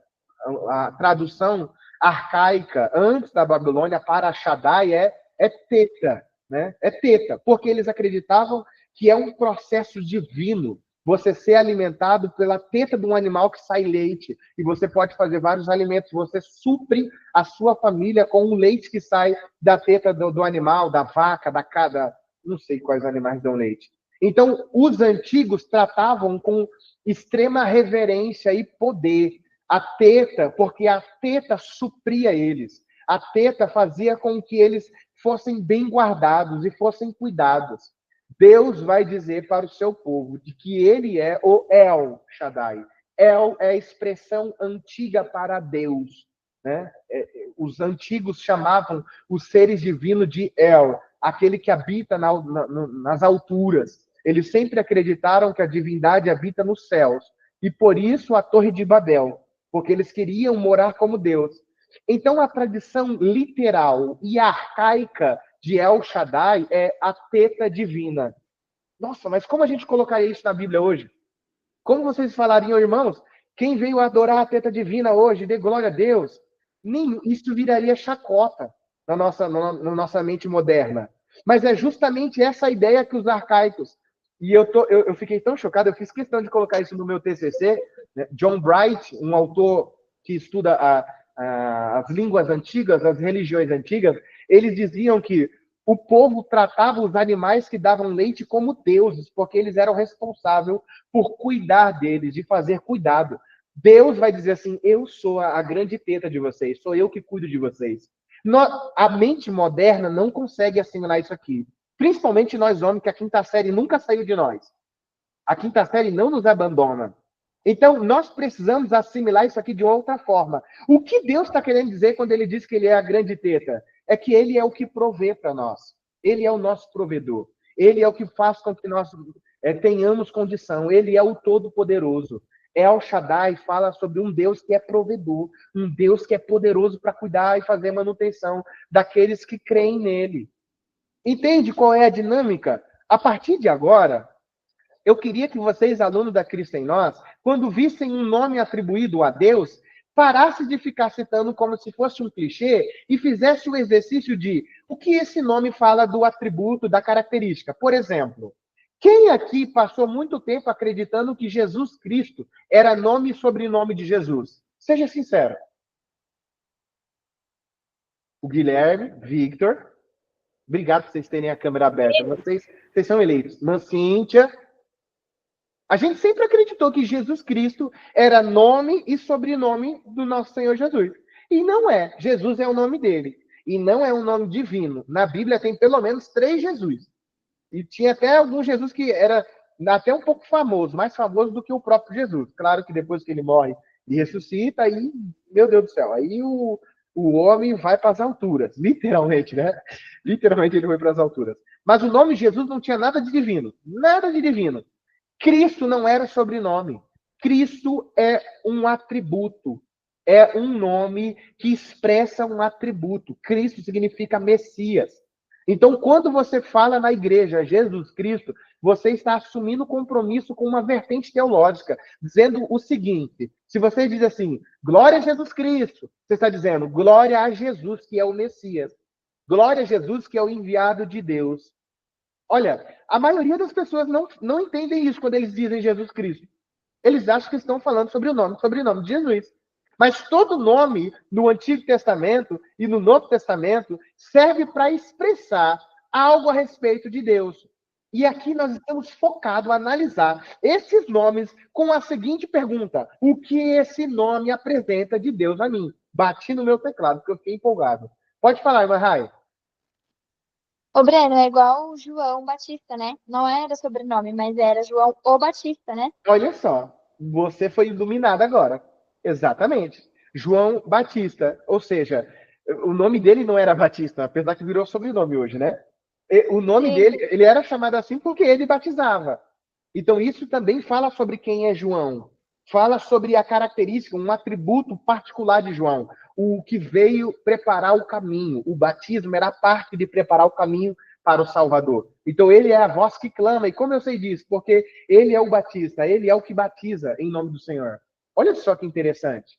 Eu poderia citar vários outros, vou citar mais um só. O Jeová Jirê, que é o Senhor que provê, né? O Senhor proverá. Essa é a explicação do seu nome. Esse nome foi dado em ambiente em que o povo precisava de uma provisão. E Deus se apresenta dizendo assim, eu sou o que provê. Meu nome é Jeová Jirê. Ou seja, eu sou o provedor. Confiem que eu sou o provedor de vocês. Eu sugiro lerem depois lá no Teologia do Wayne Grudem, porque ele vai fazer uma dinâmica bem legalzinha, levantar um calendário, não só ele cita outras pessoas, sobre vários nomes que foram atribuídos a Jesus e como esses nomes falam, em certa forma, de uma revelação sobre quem é Deus, sobre sua essência, sobre o seu caráter. Eu trouxe um trecho aqui para vocês perceberem o que vai acontecer lá. Por exemplo, ele diz assim, olha, Deus é comparado a elementos da criação, como, por exemplo, a rocha. Deus é chamado de rocha diversas vezes no Antigo Testamento. Quem é que acha que Deus é uma pedra? Quem é que acha literal que Deus é uma pedra? Ninguém. Não é igual os Vingadores. É uma pedra mística, é uma pedra que tem superpoderes. Deus não é assim. Mas constantemente no Antigo Testamento ele é chamado de rocha. Rocha eterna. Porque isso fala sobre o seu atributo. Quando ele é chamado de rocha, não é para falar que ele é estático, imóvel. É para falar que ele é firme, que ele é duro, que ele é resistente. Ele é chamado de luz, mas Deus não é luz. Deus não é esse facho de luz que existe. Deus não é isso. Ele é chamado de pastor. E esses termos nos colocam diante do nosso segundo ponto, que nós precisamos ter em mente quando estamos estudando Deus, e especialmente os seus atributos. Tudo que foi revelado de Deus foi revelado de forma antropomórfica. O que significa? Repito, é Deus descendo ao nosso entendimento para que você entenda o que ele quer. É atribuir forma humana a Deus. Atribuir forma humana a Deus para que você, limitado, possa entender a mensagem desse Deus. Vamos citar alguns exemplos aqui. Jesus disse que Deus é espírito e o espírito não tem corpo. Lembra da conversa dele com a samaritana? Deus é espírito e ele procura os que o adoram em espírito e em o quê? Em verdade. Muito obrigado, Rai. Eu ouvi daqui, mesmo com o seu áudio fechado, eu consegui entender. Jesus diz assim, Deus é espírito e ele se importa com quem adora o espírito em verdade. Quando ele morre e ressuscita, ele entra na sala e as pessoas ficam com medo. Ele diz assim, olha, vem e veja, não é um espírito, porque um espírito não tem corpo, Jesus disse. Pode tocar em mim, um espírito não tem corpo. E Deus é espírito. Mas você abre o Antigo Testamento e você vê lá o profeta dizendo em nome do Senhor, dizendo assim diz o Senhor, as minhas mãos não estão fechadas. Se Deus é espírito, Deus não tem corpo. Isso é uma conta matemática simples. Se um espírito não tem corpo, Deus é um espírito, quem diz que Deus tem mão? E por que que ele trata assim? Por que que ele diz assim, olha, os meus olhos não estão fechados? Se os olhos são próprios da criação, nota criação, se Deus não tem olho, por que que ele trata assim com a gente? A ideia não é por uma literalidade de você imaginar uma mão em Deus. Sabe, uma mão gigante de Deus. Essa não é a ideia. A ideia é Deus descendo no nível das pessoas que estão recebendo a mensagem e dizendo assim, minha mão não está fechada. Eu vou abençoar vocês se vocês forem fiéis. Minha mão não está atrofiada, eu ainda posso abrir, eu posso derramar coisas sobre vocês. Os meus olhos não estão fechados, eu enxergo vocês. O tempo inteiro eu enxergo vocês.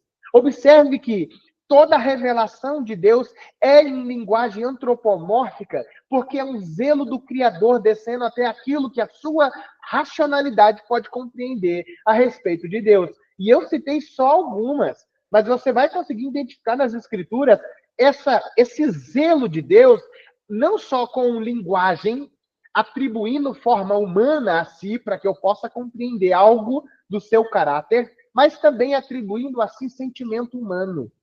Né? Você vai ver textos dizendo de Deus sentimentos que são próprios da humanidade. Tristeza, angústia, né? Tristeza, alegria, Deus enfurecido, ou Deus usando ironia, né? Deus se apropriando de sentimentos que são próprios da humanidade para que a humanidade possa entender o que ele está querendo dizer. Eu tenho certeza que nós vamos falar sobre isso mais à frente, se Deus assim o permitir. Quando vocês disserem assim, se Deus é imutável, ele não muda, por que que ele se arrepende? Mas ele não se arrepende. Se arrepende sim. Olha o que ele disse para Moisés, para Noé. Me arrependi de ter feito o homem. Nós vamos chegar lá. Mas quando chegar lá, essa parte será importante para a gente conseguir passar sem gerar crise na nossa cabeça. Ok? Posso ouvir um amém? Amém. Amém. Amém. Glória a Deus. Fiquem conosco. Agora a gente já sabe que uma das formas de conhecer a Deus é conhecendo as características que ele revelou. Por meio dos nomes, sempre com linguagem antropomórfica, tudo o que nós temos de Deus, nós podemos resumir em dois tipos de atributos, que é o que vocês estão vendo na tela. Nós chamamos de atributos incomunicáveis, que são exclusivos de Deus. Só Deus tem em estado perfeito. Só Deus, por exemplo, é onipotente. O que significa onipotente, nós vamos ver mais à frente, mas é aquele que obtém todo o poder. Só Deus obtém todo o poder. Ninguém mais obtém todo o poder, porque só Deus é todo poderoso. Isso é um atributo, isso é uma característica que define o ser de Deus. Se alguém disser assim, quem é Deus? Como é Deus? E você responder, Deus é onipotente, você respondeu bem, porque é isso que ele é. É assim que ele se revelou. É assim que ele revelou um traço do seu caráter. Deus é um ser que tem todo o poder. Isso nós chamamos de atributo incomunicável. Deus não comunicou isso ao ser humano. Não existe ser humano todo-poderoso. Existe ser humano soberbo, orgulhoso, prepotente, que acha que é todo-poderoso. Mas Deus sempre acha um jeito de quebrar ele na emenda, né? Deus sempre acha um jeito de quebrar o nosso orgulho. Igual o caso do profeta. Nós falamos do Elias, eu lembrei. Ele disse assim, ó Deus, me mata logo. Eu sou o único que sobrou. Deus vai dizer, se aveste, rapaz. Você acha mesmo que eu só ia deixar você, né? Alecrim que nasceu sem ser semeado. Eu tenho mais um monte aí, ó. Eu tenho mais um monte de pessoas que é igualzinho você, que não se curvaram. Não se curvaram. Eles estão espalhados, eu cuido deles. O profeta Malaquias diz assim, ó Deus. Malaquias, agora não sei se foi Malaquias. O profeta, acho que foi Abacuque. Ai, gente, eu esqueci. Se vocês, enquanto eu falar, lembrarem, por favor, me ajude. O profeta, Deus disse que o povo ia ser levado cativo. E o profeta dizendo, não, fica tranquilo que eu vou falar com Deus. Ó Deus, isso não pode acontecer. Aqui no meio tem pessoas que são justas. Nem todos estão obstinados. Tem pessoas aqui que querem servir o Senhor, são justos. E Deus vai dizer, e o que você quer que eu faça? Se há no meio de vocês justo, o justo deve viver pela fé. Deve crer que eu vou cuidar deles lá na Babilônia. Se creem em mim, devem crer que eu vou cuidar de vocês em todos os lugares que eu for. Isso é uma característica de quem é Deus. Só que o profeta diz assim, calma, eu vou resolver isso com Deus.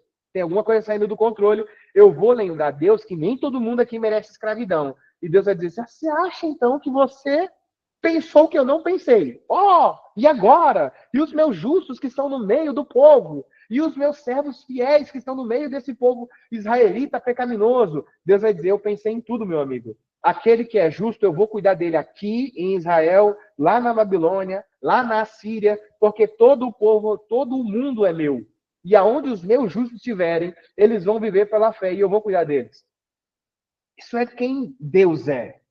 Então, esses atributos que só pertencem a Deus não foi comunicado a nós. E toda vez que homens querem ter aquilo que só é próprio de Deus, Deus sempre acha uma forma de destroçá-lo. Foi assim com Faraó, foi assim com o rei da Síria, foi assim com Nabucodonosor. Quando eles começam a se sentir deuses, Deus acha uma forma de batalhar com eles.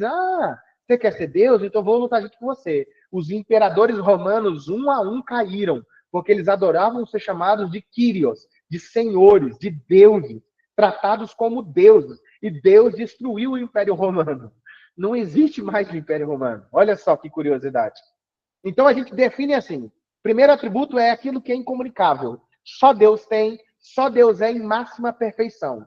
Mas a segunda forma de caracterizar os atributos é atributos comunicáveis. É aquele que Deus é de forma perfeita, mas que o ser humano também recebeu capacidade para ser. Deus é amor. Mas você, quando olha para um filho seu, você fala, eu amo essa criaturinha. Eu amo essa criatura. E isso é um atributo que é próprio de Deus, que foi comunicado a você. No entanto, não foi comunicado exatamente como Deus é. Deus é amor em perfeição.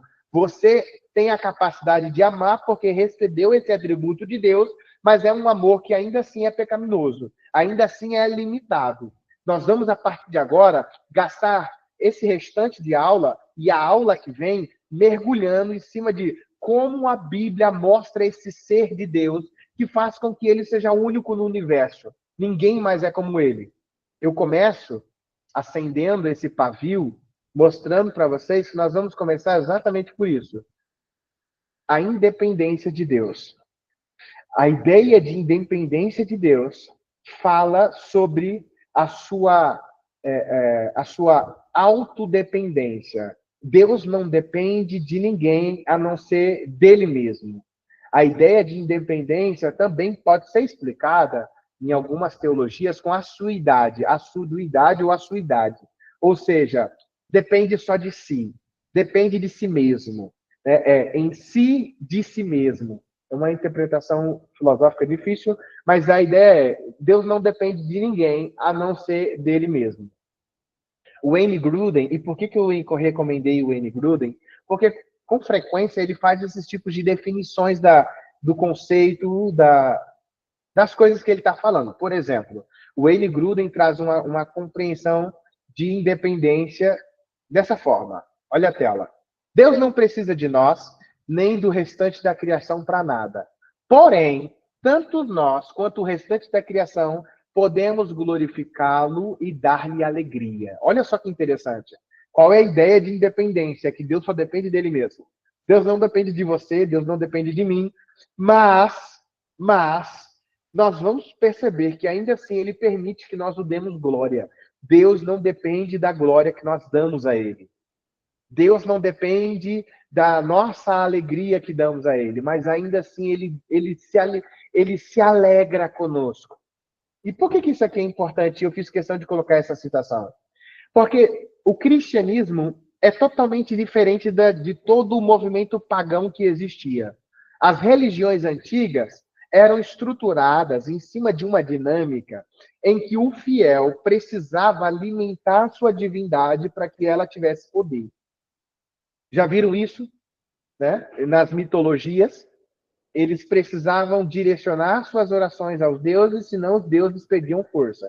Quem gosta de mitologia vai saber do que eu estou falando. Se você não orasse a Deus, deuses perderiam força. Essa é a história do príncipe da Pérsia lá, esqueci o nome. Os deuses perderam força porque os seres humanos pararam de orar. Os deuses perderam força porque os seres humanos pararam de sacrificar.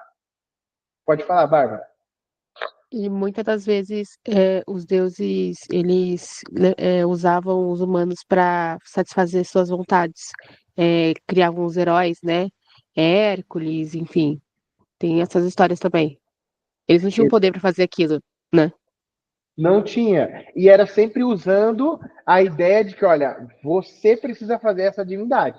Né? Por exemplo, era muito comum eles entender que se alguma coisa estivesse acontecendo é porque deuses estavam irados e para aplacar a ira dos deuses, você precisava dar algo que fosse importante para você.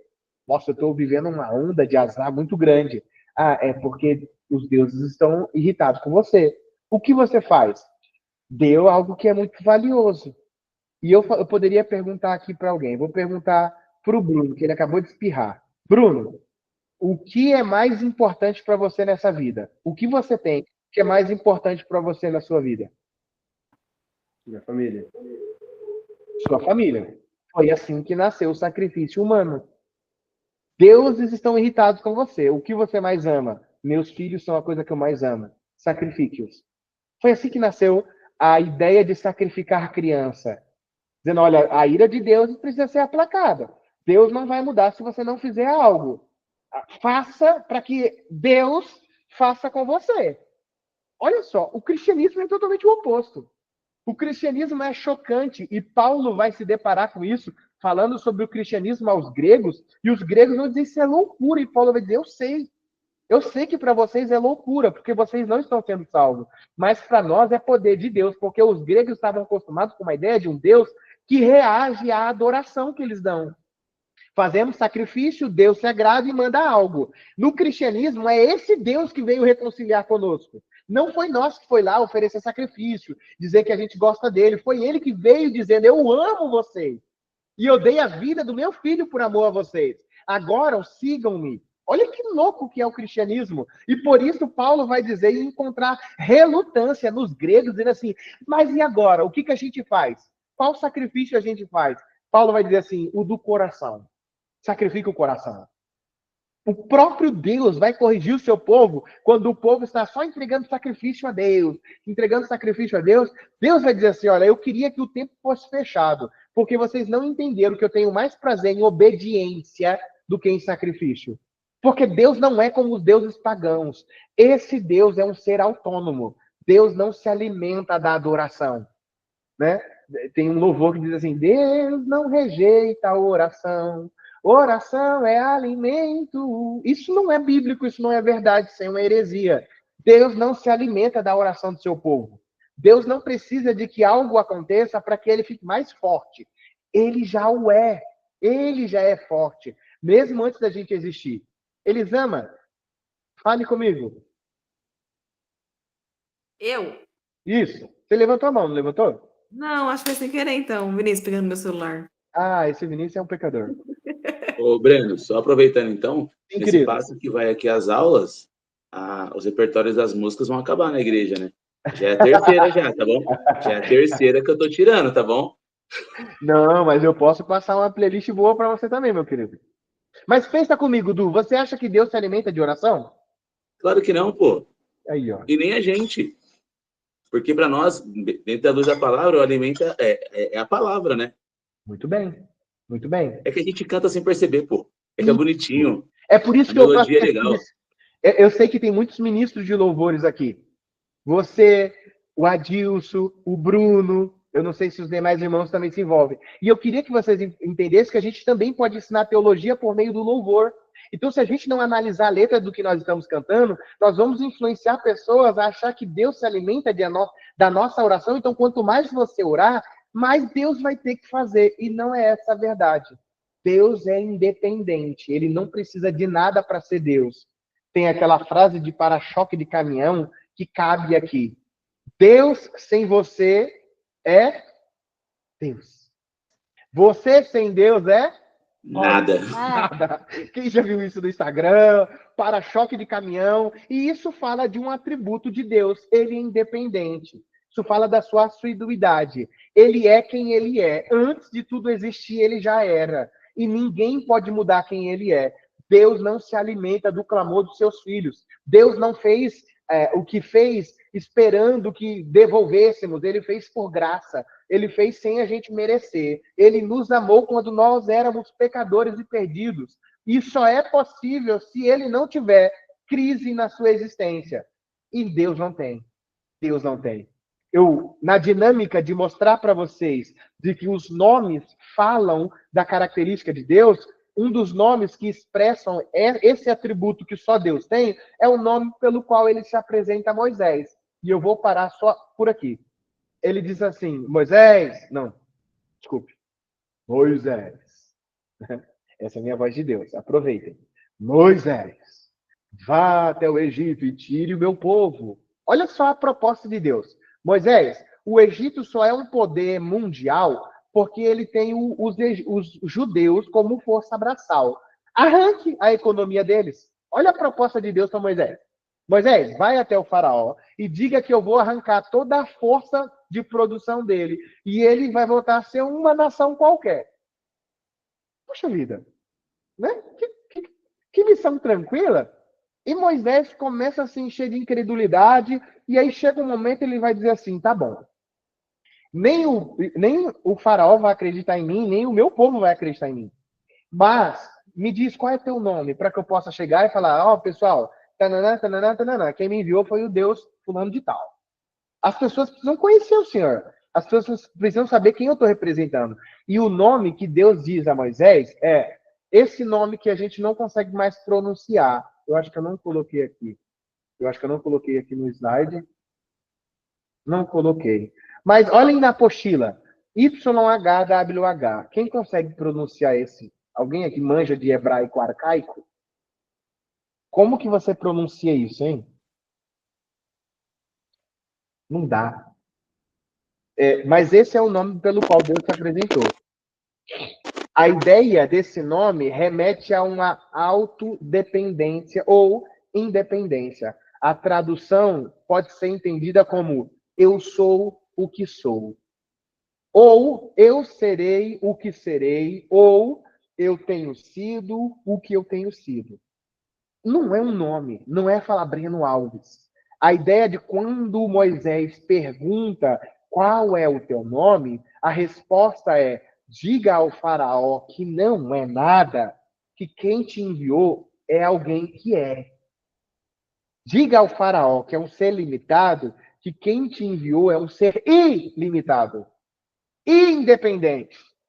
Isso é um pouco difícil para nós entender, mas na cabeça dos judeus todos entenderam. Faraó entendeu. Quem você pensa que é? Eu não conheço nem você e nem conheço esse Deus que você está dizendo aí que é o que é. Esse Deus que está dizendo que é melhor do que eu. Eu quero ver se ele é forte mesmo o suficiente. Ninguém vai arredar o pé do meu Egito. E se eu descobrir que alguém fugiu, eu vou pegar vocês. Ah, então você vai conhecer o meu Deus. E aí começam as pragas.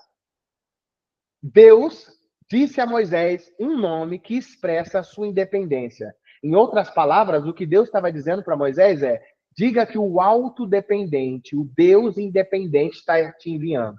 O Deus que é independente das coisas está te enviando. Esse pensamento é reforçado por Paulo lá em Atenas, como eu estava falando para vocês. A pregação que foi chocante para os gregos ouvir, Paulo diz assim: o Deus que fez o mundo e tudo o que nele existe, sendo ele Senhor no céu e da terra, não habita em santuários feitos por mãos humanas, nem é servido por mãos humanas, como se de alguma coisa precisasse, pois ele mesmo é quem a todos dá vida, respiração e tudo mais. Paulo, em outras palavras, está dizendo, ele é o que é. Ele não precisa de ninguém e todo mundo precisa dele. Ele não precisa de ninguém e ele dá a vida a todos. Isso aqui é independência. Isso aqui é autoexistência. É existir por conta própria. Deus não precisa de alguém cuidando dele para que ele viva, assim como ele faz conosco, assim como ele faz com a criação, que a palavra diz que Jesus sustenta a criação com o poder de sua palavra. Se Jesus deixar de cuidar e sustentar da criação, ela se autodestrói. O mundo só não se autodestruiu porque Cristo faz manutenção dela. Cristo cuida dela. E qual o propósito de Cristo? Cuidar da criação, porque ainda está sobre a criação o seu povo. A igreja do Senhor está aqui. E por isso, Deus não permite que a terra se autodestrua, que o universo se autodestrua, porque a igreja dele está aqui. Então ele cuida, ele faz manutenção, assim como ele faz manutenção nossa também. É o Senhor que cuida de nós. Esse é um dos nomes que atribuem a independência de Deus, assim como um nome que foi muito conhecido, porque os judeus, depois do Êxodo 20, eles tinham muito receio de falar esse nome, né? YHWH, no hebraico pode ser entendido como Yuvi-Re, Vavi-Re, mas não é assim que se pronuncia no conjunto do todo. Eu soletrei cada palavra, mas não é assim que se pronuncia. Afinal, ninguém sabia pronunciar. Quando eles foram levados cativos e voltaram do cativeiro, o hebraico antigo havia se perdido. Existia ainda o aramaico, mas o hebraico havia se perdido. E principalmente a expressão oral do nome que Deus disse a Moisés. Porque eles, depois do Êxodo 20, eles não falavam o nome de Deus. Eles não falavam com medo de estar desrespeitando o Êxodo 20. Não falará o nome do teu Deus em vão. Então eles fizeram o povo que voltou, para ajudar eles não cometerem o pecado, porque eles achavam que falar o nome de Deus é um pecado, eles fizeram uma transliteração. Eles fizeram, dentro do tetragrama, é assim que é chamado, eles acrescentaram algumas vogais para ficar sonoro e haver uma compreensão. Essas vogais, acrescentadas no tetragrama, deu o nome Iová, né, que é traduzido como Adonai, né, é traduzido como Senhor. Né? É por isso daí que vem o Jeová, né, que nós chamamos de Jeová. É Iová. Pegaram o tetragrama, acrescentaram algumas vogais, mas a expressão mais comum que eles utilizavam era de fato essa. Era tratando Deus como Adonai, né, como soberano, como Senhor, que reflete a mesma independência. Quando chamam Deus de Adonai, estão chamando Deus de um ser que depende apenas de si, o Todo-Poderoso, o Deus que é autossuficiente. Por que isso é tão importante para nós? Porque Adonai é a forma como os maçoretas, que foi uma equipe responsável por traduzir todo o Antigo Testamento, eles, todas as vezes que aparecia o nome, o tetragrama, eles traduziram como Adonai. Significa que Adonai é Deus. Adonai é o Senhor soberano que tirou o povo do Egito. E por que isso é muito importante para nós? Porque é o mesmo nome com o qual Cristo será chamado. A tradução de Adonai para o grego é Kyrios. Né? É Kyrios. Ou seja, Kyrios remete a Senhor. Vocês vão ler o Novo Testamento e vocês vão ver que o atributo que Paulo mais trata Jesus é Kyrios. Kyrios era o nome atribuído a quem era Senhor. Os romanos chamavam os seus Césares de Kyrios. de senhores. Eram tratados como divino. Quanto mais êxito você tivesse na batalha, mais tratamento de senhor você receberia. Então era comum eles tratarem os seus quírios como pessoas, sabe, poderosas, vitoriosas, com um testemunho de vitórias. Mas não era comum tratar o seu quírios como alguém que foi assassinado. Mas essa é o atributo mais especial para Paulo falar de Jesus. Ele é o Kyrios, ele é o nosso Cristo, ele é o Senhor. 700 vezes o nome Kyrios, que é a tradução para Adonai, que é a transliteração para o tetagrama, o nome pelo qual Deus se apresentou independente, é atribuído a Cristo. Por que isso é importante para nós? Porque o Kyrios é Deus do Antigo Testamento e agora está sendo chamado Jesus de Kyrios. Paulo vai dizer que ele é o Senhor. Só há um único Senhor, Jesus Cristo, o Kyrios. Isso é tão importante para nós. Talvez fique muito mais claro quando chegar a Cristologia e a gente conseguir defender a divindade de Jesus a partir dos nomes pelo qual ele recebe, que é o mesmo nome atribuído a Deus no Antigo Testamento. Eu acabei de citar um para vocês. O nome Kyrios é a transliteração de Adonai, que é a forma como Deus era chamado no Antigo Testamento. O nosso Adonai do Antigo Testamento é o nosso Kyrios. Cristo é o nosso Kyrios. Cristo é o Senhor. Cristo é o soberano. Cristo é a expressão exata de quem é Deus. Na nossa próxima aula, nós começaremos a pensar sobre a imutabilidade. O que é ser imutável? Qual a segurança que nós temos para isso? Dúvidas, perguntas? Minha irmã Rai, vamos fazer a chamada? Só para ver quem é que está aqui mesmo. Ou quem colocou a aula e saiu. Vamos pegar esses irmãos agora, irmã Rai? Eu tô aqui, hein, com a Elisama, hein? Ah, sim. Sabia que você estava aí. Calma aí, Você não falta, não, querido. Só semana passada. Isso aí foi uma exceção. Só para mostrar que você não é santo. Verdade. João. Vitor? Aí, cadê o João Vitor? João faltou. O Vitor. Já pecou. Pecou, faltou. Ele saiu. Elisama.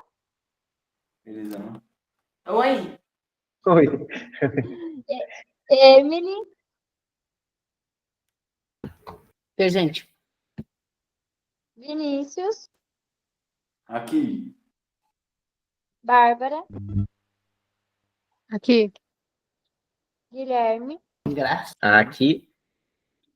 Eu já tô aqui. Patrícia. Aqui. Ó, a Paty Martins, né? Isso. Rodrigo. Presente. Aí, irmão Rodrigo. É tão bonito ouvir o presente. Victor Ramos.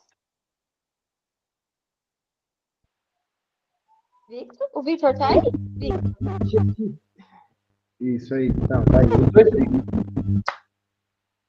O microfone tá meio ruim. Eduardo.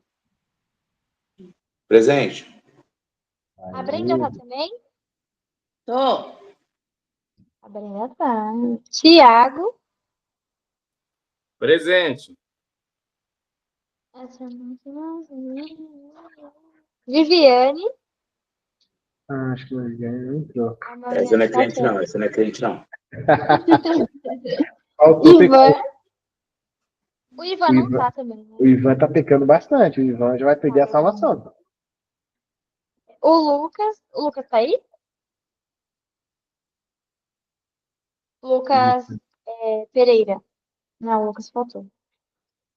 A Patrícia Lopes. Não escuta, não. O Victor Almeida, que não jejua e nem ora, porque fazendo uma pergunta difícil. É polêmica. E a irmã Cíntia. Aqui. E a pastora Carla faltou. A pastora Carla também, tá pecando. Tá pecando muito. Meus queridos, Pronto. que Deus abençoe vocês. A próxima aula nós estaremos voltando com imutabilidade. Nós vamos trabalhar essa questão. Eu brinquei com o Victor de fazer perguntas difíceis, mas nosso papel aqui é pensar as coisas difíceis. Então, na próxima aula, nós vamos falar sobre como se relaciona a imutabilidade de Deus e os textos que mostram que Deus mudou de ideia. Deus falou que ia fazer isso e ele mudou. Se ele é imutável, como a gente interpreta esses textos? Então vai ser muito importante para nós. Será na próxima aula, não falte. Se você faltar, primeiro você vai estar pecando, segundo você vai perder conteúdo, porque eu sei que vocês não assistem a aula gravada. Eu entro no YouTube para ver se alguém assistiu, e às vezes tem uma visualização e nem foi até o final. Então, se esforce para estar aqui com a gente. Ô, professor, eu esqueci de citar que hoje a gente tem um visitante. Bruno. É verdade. Quem sabe ele Visitante, se converte essa e fica música aqui com a pra gente. ele. É, quem sabe, né? Que eu fiquei até o final, hein? É verdade. Com a câmera aberta para provar. Deus abençoe, meus irmãos. Vamos orar? Deus abençoe, meus irmãos. Vamos orar? Vamos orar. Pai, nós te louvamos, Senhor, e te agradecemos por esse momento que é tão rico. Parece ser tão comum, mas os efeitos dessas sementes que estão sendo plantadas nos nossos corações estão nos fazendo conhecer o Senhor com mais segurança. Eu te agradeço por isso. Nós poderemos então falar como Jó. Os nossos olhos te veem através da palavra, através da segurança da palavra. Nós queremos sair desse negócio de conhecer o Senhor só de ouvir falar. Nós queremos nos envolver e ter relacionamento pessoal contigo, e nós temos visto que isso se dá através do estudo da tua palavra. Um estudo sério, comprometido, bíblico, e esse sim vai nos apresentar quem é o Senhor. Então eu te agradeço. Fique com esses alunos, Senhor Deus querido. Ajude eles na dificuldade, ajude eles na mentalidade deles, e que, para a glória do seu nome, eles possam conhecer mais de ti e servir melhor ao Senhor, ensinando o evangelho a outras pessoas. É o que eu te peço, em nome de Jesus. Amém. Uma excelente noite a todos vocês, meus queridos. Deus o abençoe. Agora o João chegou. Olha o João. Esse João Vitor, meu Deus, ele